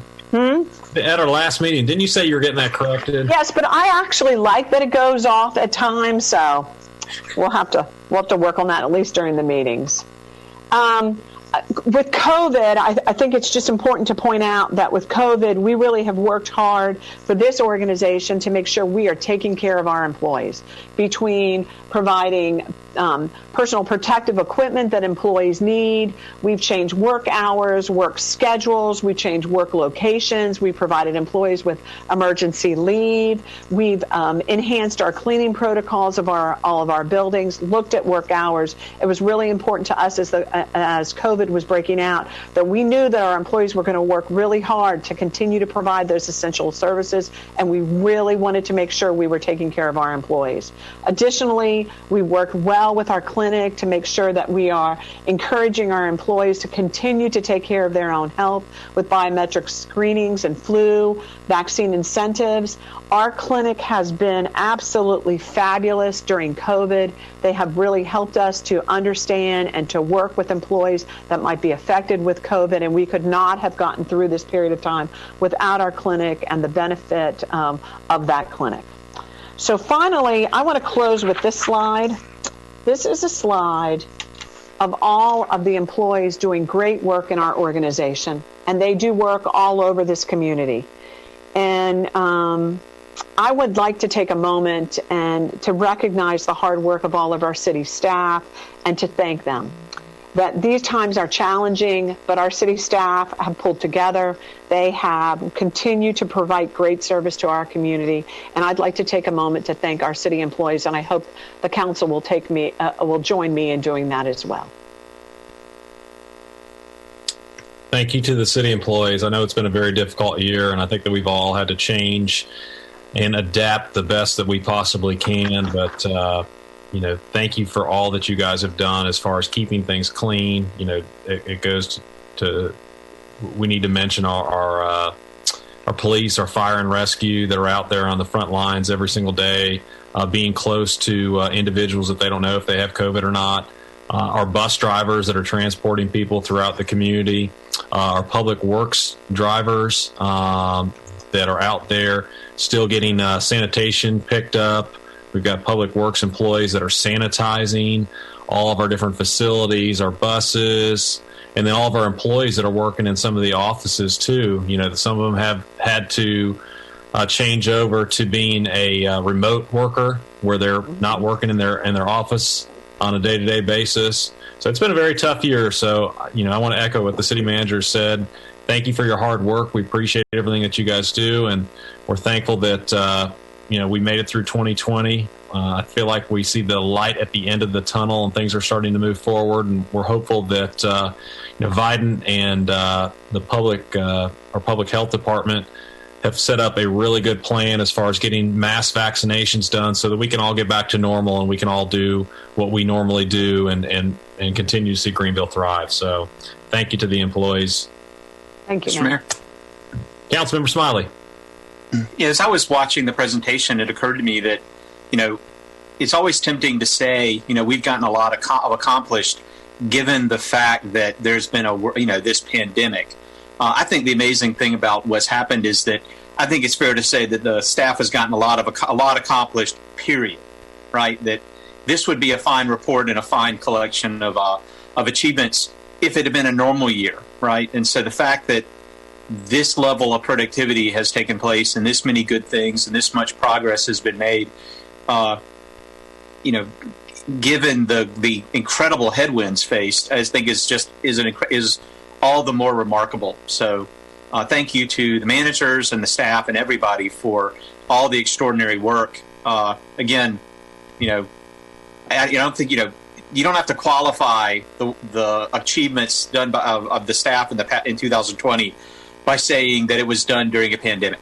Right? That's, if there wasn't a pandemic, it still would have been a fine collection of work done. So I'm very impressed and very appreciative. Thank you. Thank you. And I think it's worth noting too, with a pandemic hit and nobody knew what it was. Nobody knew what would happen during the year. And I mean, easily we could have all just sat back and just said, let's just shut everything down, do nothing and not move forward. But, the day-to-day operations continued. And I think the fruits of those labors have shown, and being able to see some of the things that we've seen in 2020 because you guys work so hard, I think is very impressive. Thank you. Mayor? Councilmember Meyerhofer. It's Meyerhofer. I'm sure the city staff all appreciate everything we have to say and in terms of thanking them for all the hard work, but I bet they'd really appreciate getting a salary increase. One of the things I was always happy about with the budgets I've been a part of, we've had salary increases included as part of the budget, including this last year, and obviously that was suspended. So my question would be, and I don't know if it's to the city manager in this report or with the financial update with Michael Cowan, when does it look like we can implement the salary increases for staff that we had originally made as part of our budget? Well, we appreciate you bringing that up, Councilmember Meyerhofer. And if you will give us about 15 or 20 minutes, we may answer that question for you. Hey, I thought maybe that was coming up. So that's Michael's going to go create a spreadsheet right now. I mean, they haven't thought about it. He probably has it already created. Councilmember Meyerhofer is still mad about me stealing his thunder earlier during the ENC Alliance presentation. He was going to jump the gun this time. He was the first one to say it. Now, anyone else have any other comments? Now, I did want, Brock is going to, I've stopped sharing my screen. Brock was going to put your goals and objectives up, and we wanted to just get an update from the council. We wanted to hear from you all if there were any changes, if you all wanted to, and we have it so that we can edit these on the screen. If you are content to move forward with these goals and these goals for the next year, or values, or whether or not you want to add a goal, substitute a goal, change priorities, or change the wording. Anyone have any feedback? I'm good with them. Yeah, given the challenges we're facing right now, I move we stay the course. Yeah, I agree. They came so close to the change with COVID and everything. I think it's wise to stay. Yes, I concur. Let's put a space in the word stormwater and call that the revision. Thank you, Brock.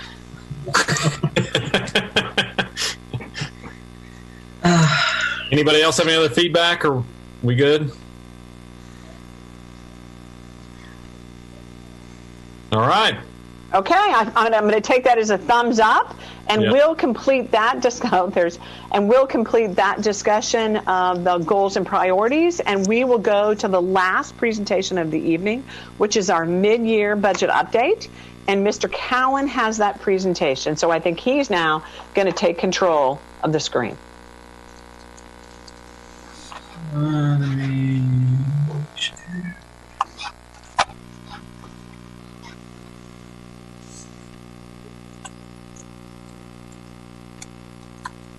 Hey, good evening.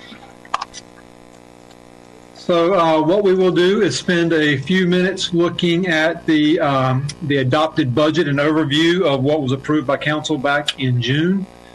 Then we will move into a discussion on proposed mid-year revenue adjustments, as well as the corresponding expense adjustments. And then we will end with a quick summary and hopefully be out of here a little bit before 8 o'clock. So looking at the budget overview, The net adopted budget. That's not funny. Yeah, well, I was waiting for a comment, but the adopted budget stands at a little bit more than $81 million.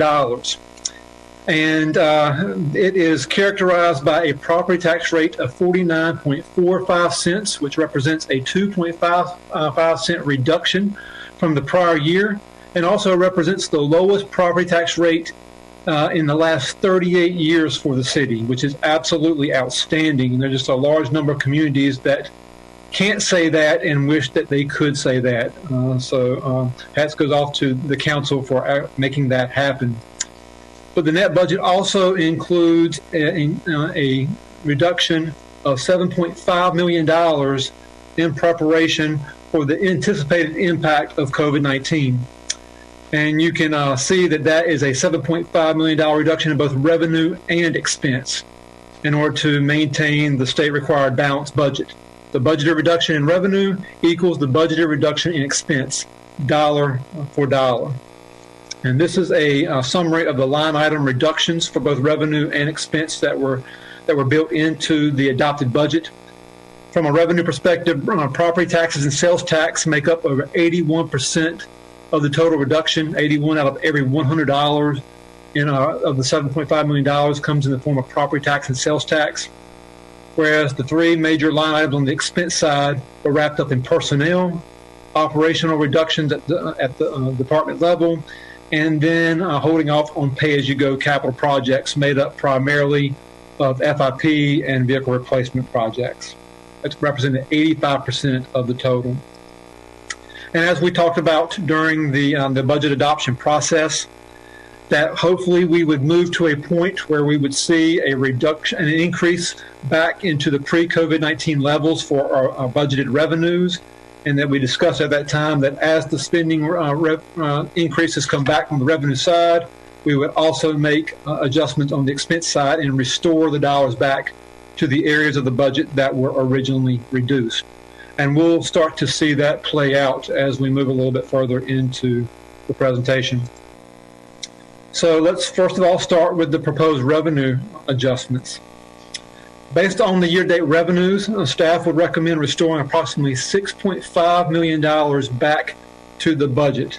That's an increase in budgeted revenues of approximately $6.5 million and represents approximately 86% of the original budget adjustment of $7.5 million. And already I think you can get an indication of where our revenues stand as compared to what we projected during the budget adoption process. The vast majority of that proposed increase is coming in the form of tax revenues, both property tax and sales tax. That makes up approximately 95% of the total proposed adjustment, $6.2 million in total. We are looking at an adjustment in our inspections revenue of approximately $252,000 based off of the development activity we've seen so far through the first half of the fiscal year, and then various other revenue line item adjustments totaling approximately $79,000.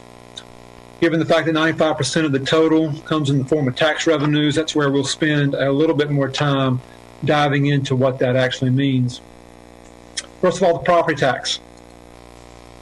We started out before discussing any adjustments to COVID at a base budget with concerns to property tax revenue of a little bit more than $33 million. And that does include the impact of revaluation as well.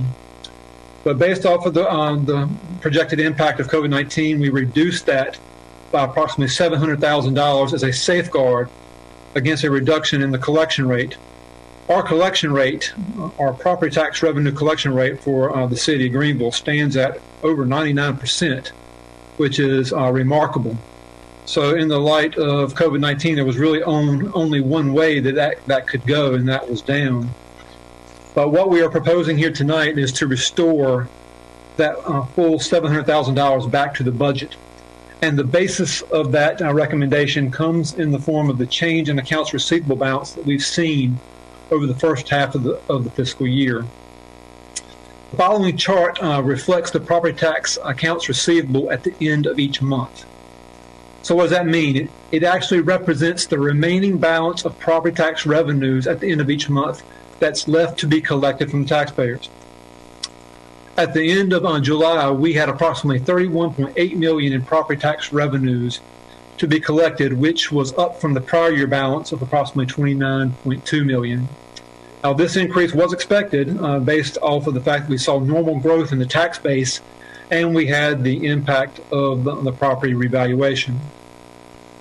As of the end of December, the city has collected approximately $27.8 million in property tax revenues compared to $24.7 million collected for the same time period last year. The ending AR balance in December is not comparatively different than what we were looking at last year at this time, which is an indication that we are not seeing a reduction in that collection rate. In fact, the accounts receivable balance is actually lower than where it was last year, about $4.1 million as compared to about $4.5 million last year. And just from an accounting perspective, that's exactly what we want to see. Revenues up, accounts receivable down, which is the utmost perfect combination that we could be looking at. So that kind of brings us to our next area of sales tax, which we're seeing the same sort of trend, but probably at a much greater rate. The base budget for sales tax prior to the COVID-19 adjustment was approximately $21.8 million.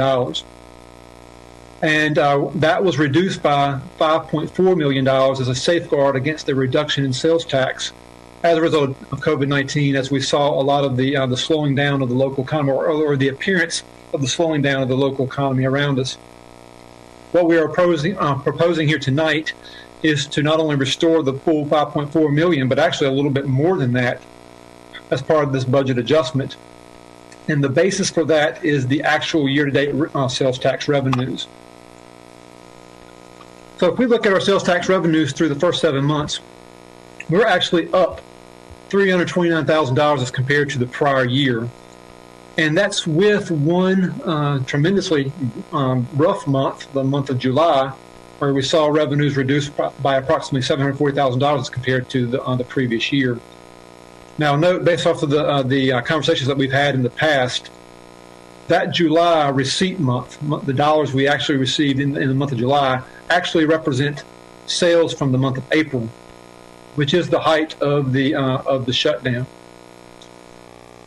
So what we're looking at here is a projected sales tax revenue for the year of about approximately $21.9 million, which is an increase of approximately $600,000 from the previous year. And that's a 65% increase in over a 10-year period, which is absolutely incredible. Many of the great things that we're able to fund within our budget right now and great projects we can attribute, and it's a direct reflection of this increase over the last 10 years. So it's had a tremendous impact on our budget. But if that slide didn't knock your socks off, this will absolutely blow you away. This is on taxable sales for the month of January through October, statewide taxable sales. And you can see for Pitt County's taxable sales are up 3.8%. Almost $2.2 billion as compared to about $2.1 billion for the previous period. Now, we don't have this information on a city basis. We only have it on a county basis. But look at this for the overall state. The top 20 counties, based off of sales volume, are basically break even. In fact, the sales volume is down a little bit as compared to the previous year. But the remaining 80 counties are up on 8.7%. Then the overall state of North Carolina is up 2.1%. If we take a closer look at the top 20 counties, the larger urban areas all seem to be down. Mecklenburg, Wake, Guilford, Durham, Buncombe, New Hanover, Orange, whereas other counties that surround those counties are up. Iredell County, 8.6%, right around Charlotte-Meck. And then Union County, same area, up 13.1%. So clearly this indicates the impact of people working from home, staying within their communities. They're working, they're shopping, and they're playing in their own communities. The question for the larger urban areas is how much of that is going to actually continue once the pandemic moves away.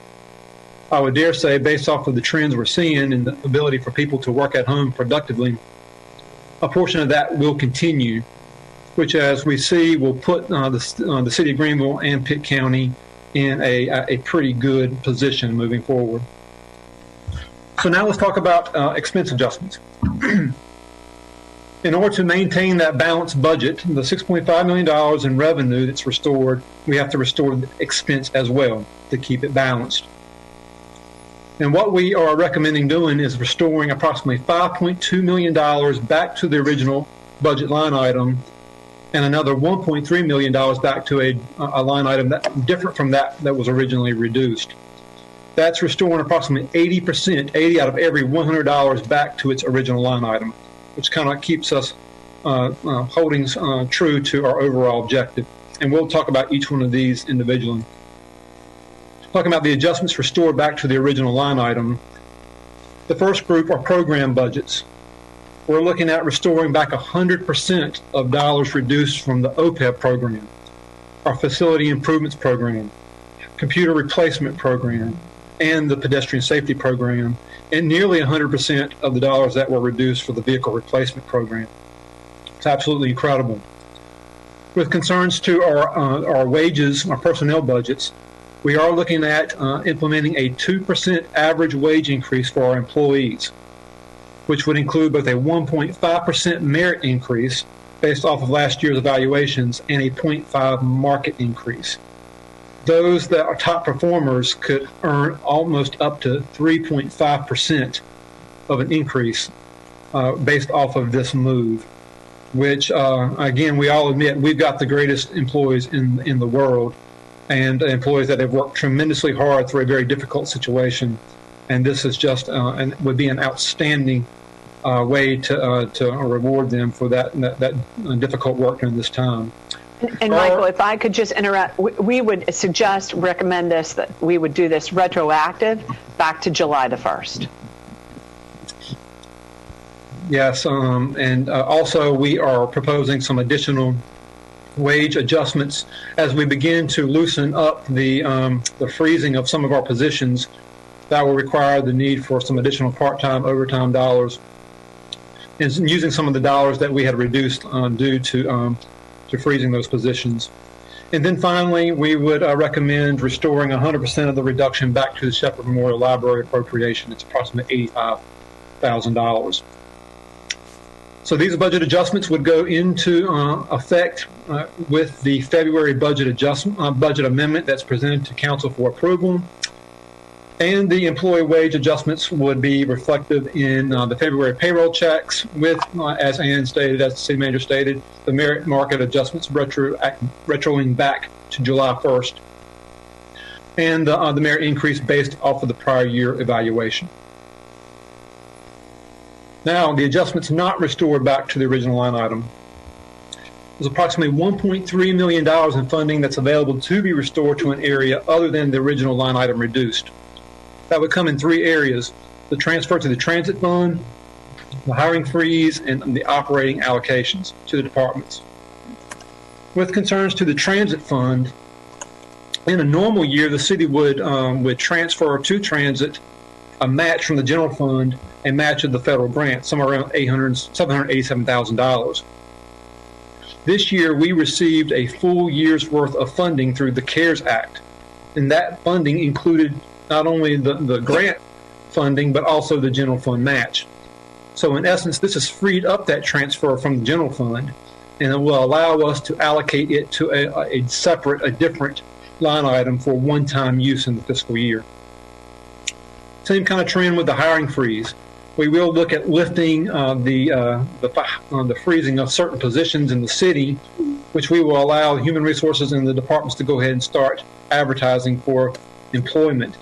But those won't be filled overnight. You'll have advertising, recruitment, the actual offering stage, as well as the pre-employment stage. And it's possible that the filling of these positions won't happen until the fourth quarter or even into next fiscal year.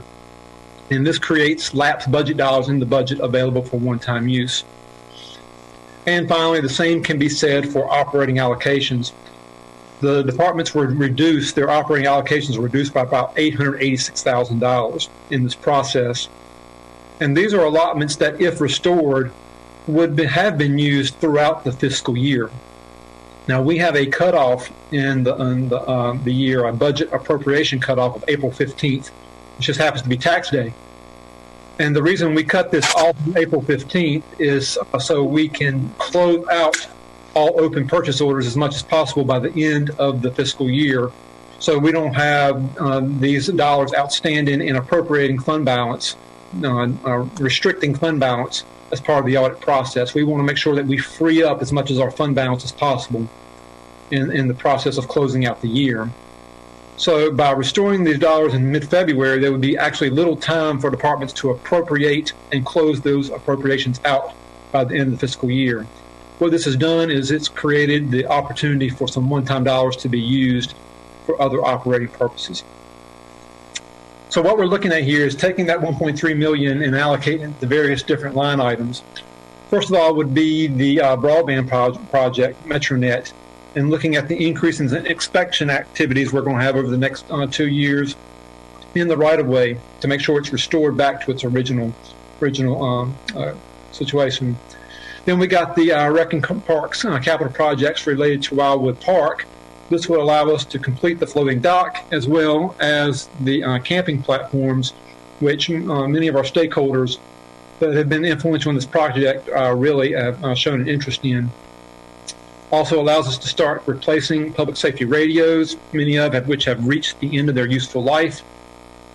So this would give us a good start on that, as well as the basis for creating a reoccurring appropriation on an annual basis as part of the future budget process. And I think it's easy to see that we have taken a conservative approach to the budget process. Clearly, that's been my position since I've been here, is to be very conservative in that process. So what we would advocate doing is setting aside about $500,000 into budget contingency. That would allow us to have in total about $600,000 in contingency to provide for any unforeseen expenses or any unforeseen reductions in revenue that might occur between now and the fiscal year.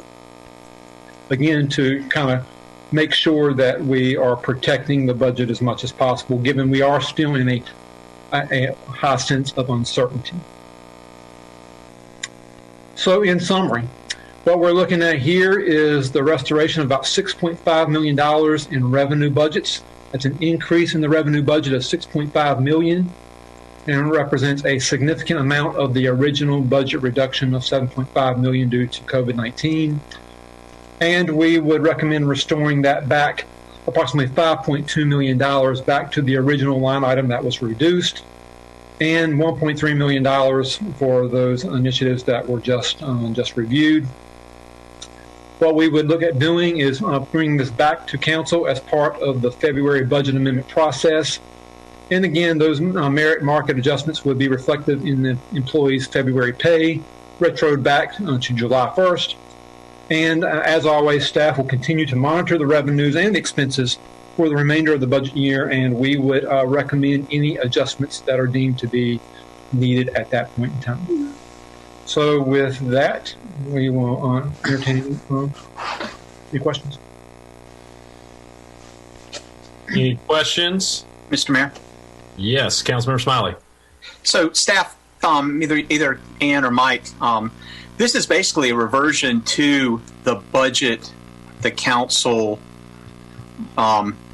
debated and negotiated and talked about, and then eventually passed, or were, I don't know that we passed it, but we certainly were well on our way to making this budget prior to COVID. And then there was a major adjustment when COVID hit.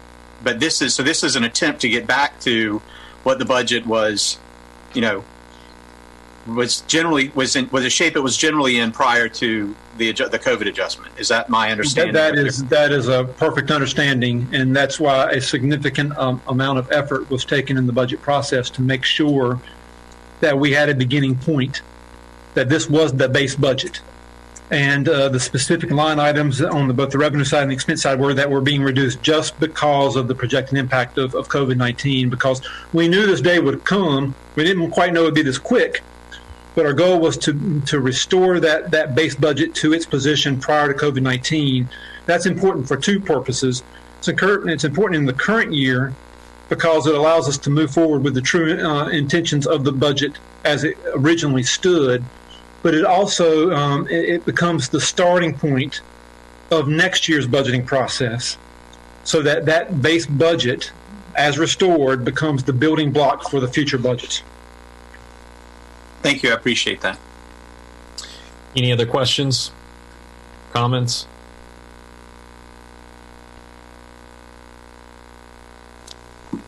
Do you guys need a motion to restore this or to enact this? Or are we good?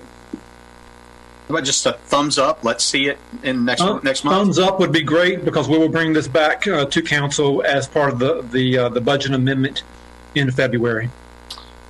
I do have one question. Do you feel, as the current projections of what you're seeing right now, do you believe that the restoring the numbers to where you want to restore them, that's going to give you enough flexibility if something unforeseen happens between now and the end of our fiscal year? Mr. Mayor, even with the projections that we've made in the revenues, there is a cushion of conservatism that has been built into that as well. So we've tried to make sure that we're not pushing the accelerator too much here. That even with that being said, we have some flexibility moving forward into the remainder of the fiscal year. Okay.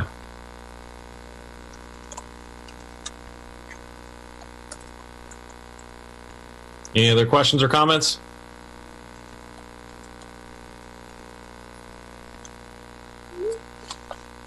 Everybody want to give a Thank thumbs you. up or Glad to thumbs hear down? it.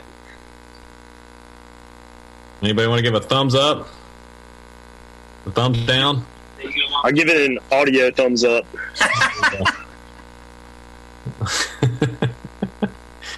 All right. Looks like you got a unanimous thumbs up and one audio thumbs up. So Okay. Awesome. all right. Well, thank you, Michael. I appreciate it. Is that it, Madam Manager? That's it, Mayor. We have completed the agenda. We have provided the update on economic development. We have reviewed the goals and objectives for the council, and we've gotten some thumbs up from the council about a path moving forward for a new set of goals and objectives as we start the budget process, which we will soon start. Actually, Michael will tell me that this is the beginning of our budget process with this meeting, because this sets the tone for the budget moving forward. And then finally, we provided the council with an update on a mid-year budget update and talked to the council about some adjustments that we would intend to make in February. And so this is all that we have on the agenda. A number of department heads continue to be on the phone, and we're happy to answer any questions that the council might have, or we'll turn it over to you to determine how you'd like to move forward. All right. I have one question. Councilmember Smiley. It's not so much they stole the thunder. I just want to hear the thunder again. What was the date? The plan for implementing the pay raise? You said you were going to backdate it, but it would show up in what paycheck? Yeah. So what we'll do is based off of tonight's discussion, we'll go ahead and start moving forward with the 1.5 and the 0.5 and putting it in place within our system so that we can, after the budget amendment is approved by council in February, more than likely it will show up in the second check, February check, employee check in February, and that will actually catch the year up from July 1st through February. And then starting in the paychecks in March to the remainder of the fiscal year, it will be just the routine check. Thank you. Any other comments, questions? So Christmas in February for the city staff. Uh-huh. And I just wanted to, I didn't get an opportunity before to thank all the city employees for all the work that they've done through this entire process. in addition to taking care of their own families and doing things. So it's greatly appreciated, all the hard work. And I know that there are some of the other entities around the city the library, for instance, the library's staff are often treated from pay purposes the same as city staff, right? They get raises on roughly the same schedule. You guys will reach out to the library and make sure they know what you guys are doing and when. I don't know if there's any other of the people that, the groups that the city does financials for that are in the same boat, but they obviously need to know as soon as possible. We will do that. What about GEC? We'll let GEC know. Okay. Any other questions, comments?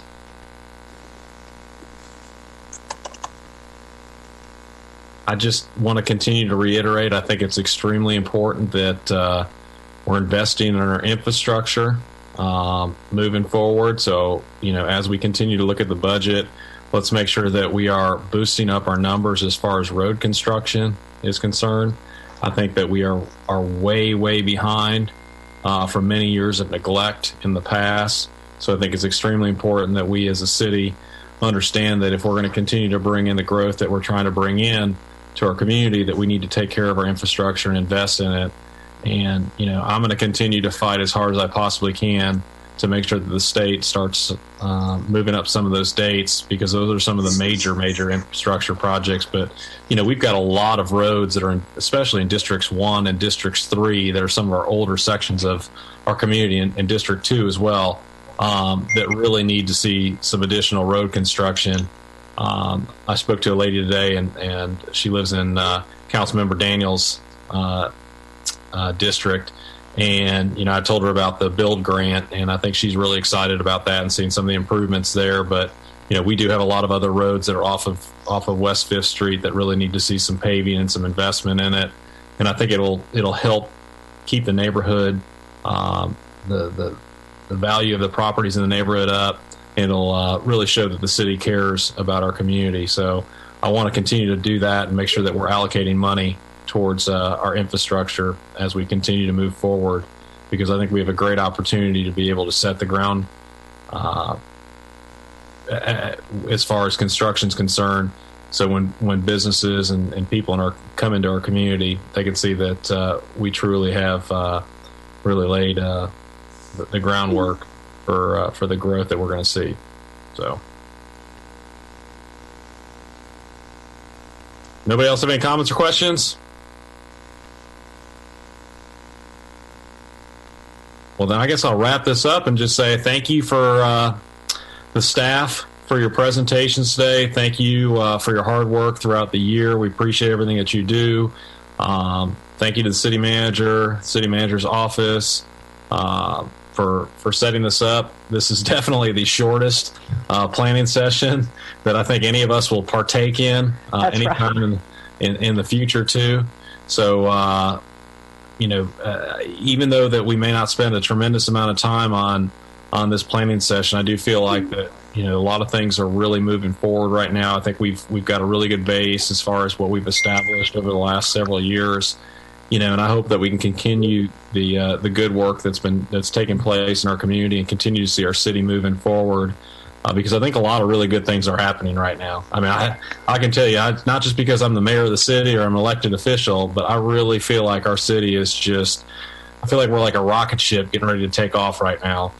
So, and that's all that needs to be attributed to the hard work of this council and the city staff, making sure that we've got everything set up for that growth. So I appreciate everybody, your hard work and your dedication, and for being here on a Friday night when you could probably be doing anything else right now. So, not really. There's really not much else to do. And I did want to mention too that picture in your background, Councilmember Smiley, kind of makes you look like you got fuzzy hair. Yeah. Every time you move, it makes you look like a chia pet or something in there. and I'll stop talking now. I do need a motion to adjourn. So moved, Mr. Mayor, and thank you. Second. All right, motion's been made by Councilmember Smiley, second by Councilmember Daniels. All those in favor say aye. Those opposed say nay. I'll call on the city clerk for the vote. All right, Councilmember Daniels, Aye. Councilmember Bell, This is Councilmember Bell. Aye. Councilmember Smiley, Aye. Councilmember Litchfield, Aye. Councilmember Meyerhofer. Aye. It's 5-0 in approval, Mayor. All right, thank you very much. I hope you guys have a great evening, a good weekend, and we will see you soon.